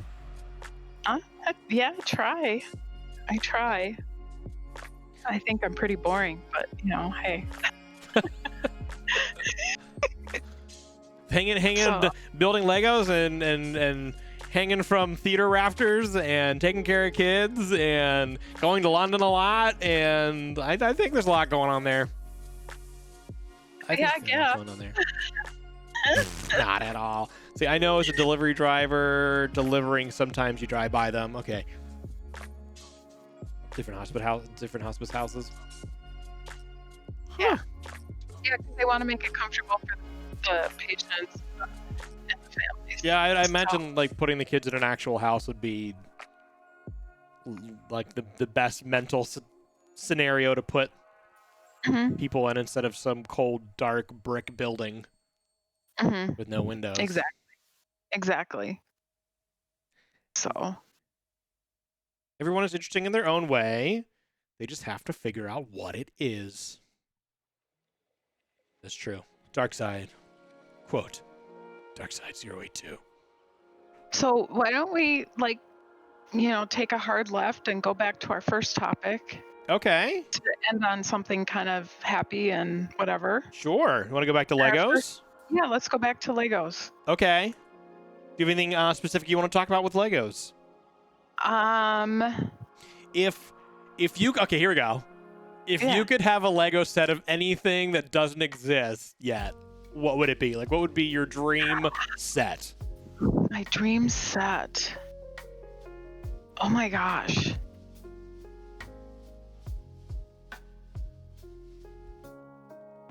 See, I like that the segment is having guests get to learn about various community members, which is great in general, especially now to see that there's people behind those usernames. Yes, Bieber. What? I'm a people? I totally agree. You are now. I'm a You've been graduated to people. Oh, Yes, wow, you are. that's cool. You I'm are a now an people internet now. people. I'm a people. I think it would actually be fun. So to kind of maybe tie in like musicals, like we were talking about, like Okay. a singing in the rain thing. Something. Oh, you want So like you want the scene of like him hanging from the lamppost? there could be that, Yeah. or when they are dancing around doing the Good Morning song. Yeah. Good morning. Good morning. It's great to say that. Good Yep. morning. When they like, kind of jump on the couch and the couch tips over and they fall into it. Yeah. Wouldn't that be cool? That would be cool. The one where they're doing the and I can't stand him. They're like in the recording studio. Oh my God. I think that would be a good one. Can't stand it. And I can't stand him. And I can't stand him. You want a hi E-Rock, how are you? I'd want a Mac and Me McDonald's spontaneous dance sequence. That would be nice. What's yeah. a Mac and Me McDonald's spontaneous dance? Mac and Me. But yeah, I think musical or like different like theaters, like Shakespeare's like theater and around. Like you could even do like famous theaters around the world. I think Yeah. would be a cool. Mhm. Dark side, I would say The Hobbit, because I really like. So Lord of the Rings would be cool too, with some of that dark scenery and stuff like that. But I really like The Hobbit when, Bilbo's house and then the flowers and stuff like that. That would be cool. I think I would choose The Hobbit. See, Mimi gets it. Well, yeah, Darkseid and I have this long-running joke where I love the Hobbit series of films, and he's like, "No, they're trash. Lord of the Rings is so much better." So he's But the always Lord trying of the to. Rings- He's always trying. He's bringing up scenarios where he's pitting them against each other, and Okay, you just but- organically saying The Hobbit just really warmed my heart. Okay, the Lord of the Rings, yeah, Dark Side's like block Mimi, report Mimi. But the Lord of the Rings would be cool. Some of those dark scenery things, sets, that would be cool too. But it's just not me. So that's why I lean more towards The Hobbit, that part of The Hobbit, because in The Hobbit there's some pretty dark. I think a giant Smaug Lego set would be cool. Like him, and then like where he's like laying in all the gold, like the big dragon laying in the gold. I think that'd be a cool one. But this is Mac and Me It was a flop. It was supposed to be like a take on like E.T. They were trying to ride the E.T. train. They came out with a sci-fi movie with another alien. And you should look up the running joke of Paul Rudd whenever he goes to talk shows. I think it's specifically Conan, I believe. Whenever he's promoting a movie and they say they're going to roll a clip from the movie, it's always this one clip from the movie Mac and Me every time he goes. And he's always trying to set up the same clip. Like, he's always trying to say, and he convinces them a few times that they actually have a clip from the movie that he's promoting, and then it always ends up being the same clip from Mac and Me over and over again. That's funny. It's a okay. I'll make joke. sure I look that up. Yeah, the Mac and Me jokes are good. Yeah, but so like Dark Side, and a lot of the reason why I say that type of thing of Bilbo's house and all the flowers and different things, Lego came out with a botanical series, and they're flowers, and then they also have a bonsai tree. And I actually just got done building the flowers last night, and so it's like it's aster, it's lavender, it's wisteria. Was it wisteria? I can't remember. Rose, daisies, and then some greenery, and they're really cool looking. And what's really fun about Lego too is like they don't do botanical. Because that's what they're called. Oh, botanical? Like Lego botanical? Yeah. See if it comes up. And anyway, but like the pieces, they don't, for leaves, they just don't make a new mold and make leaves.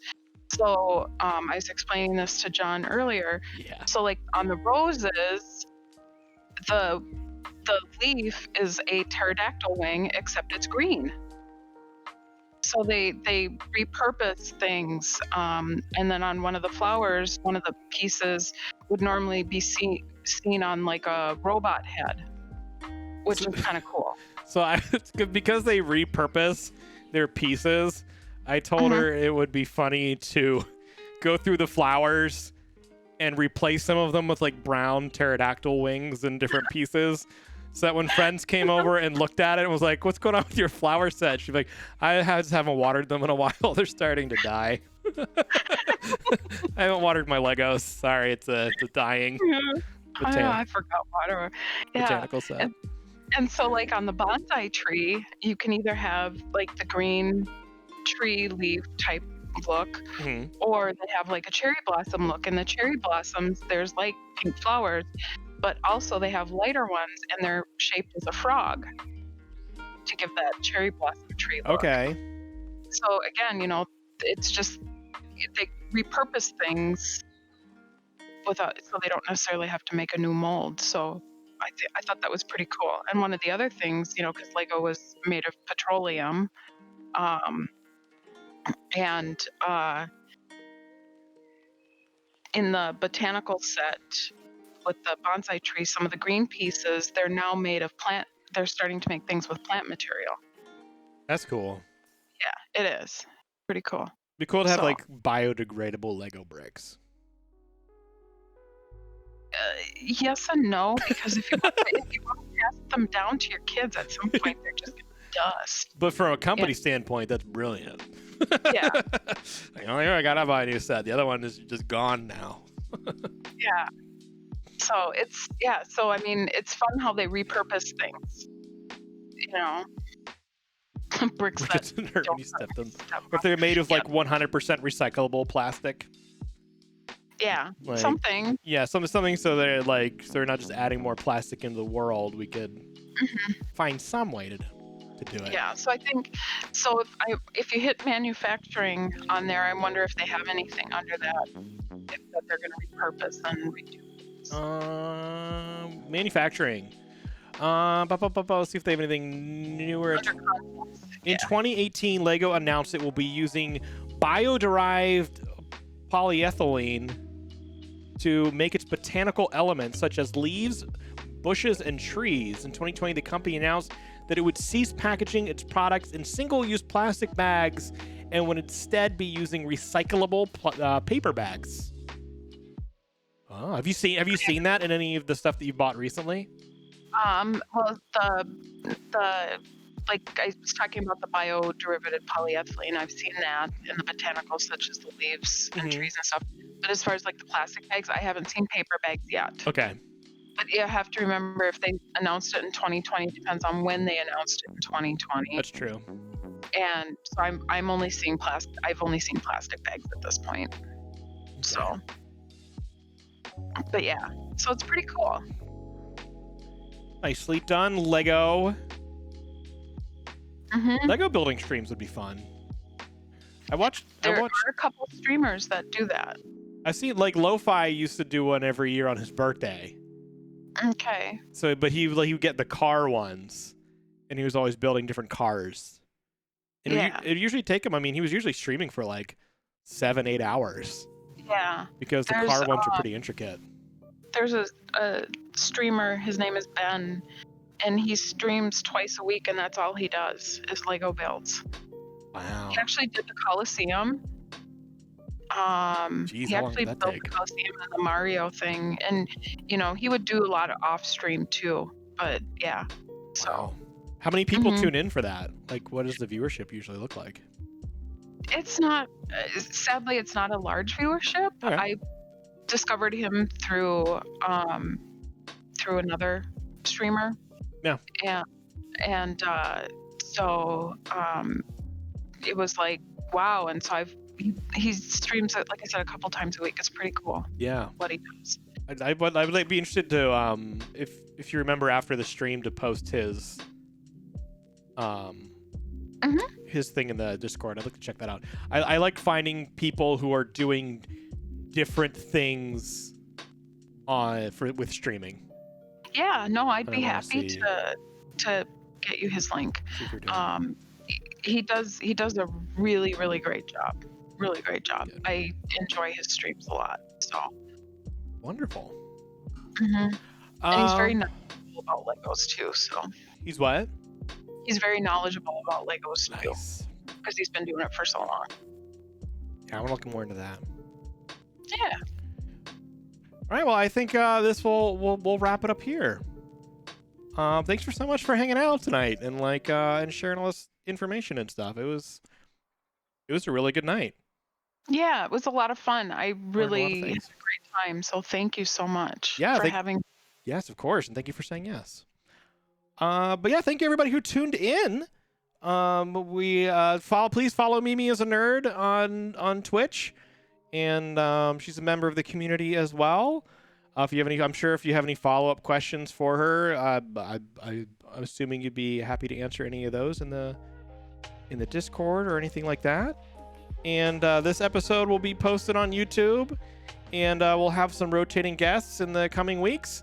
So if you're new here and you haven't hit that follow button, do that. And the YouTube, subscribe and do all this. You can find all the socials and descriptions. Every streamer has a bunch of socials. But I hope you guys have a great rest of your night. Thank you again, Mimi, for being here.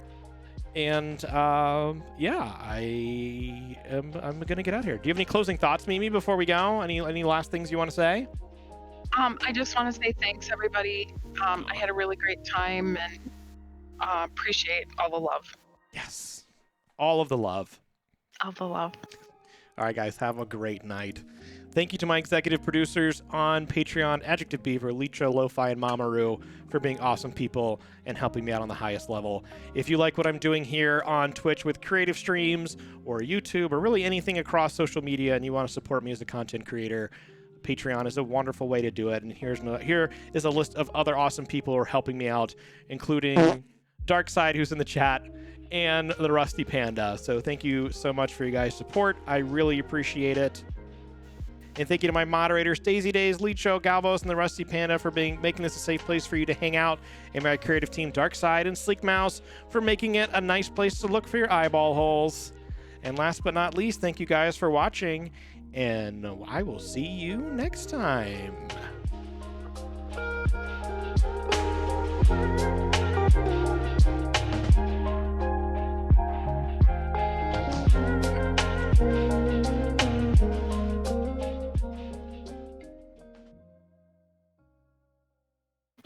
Bye-bye.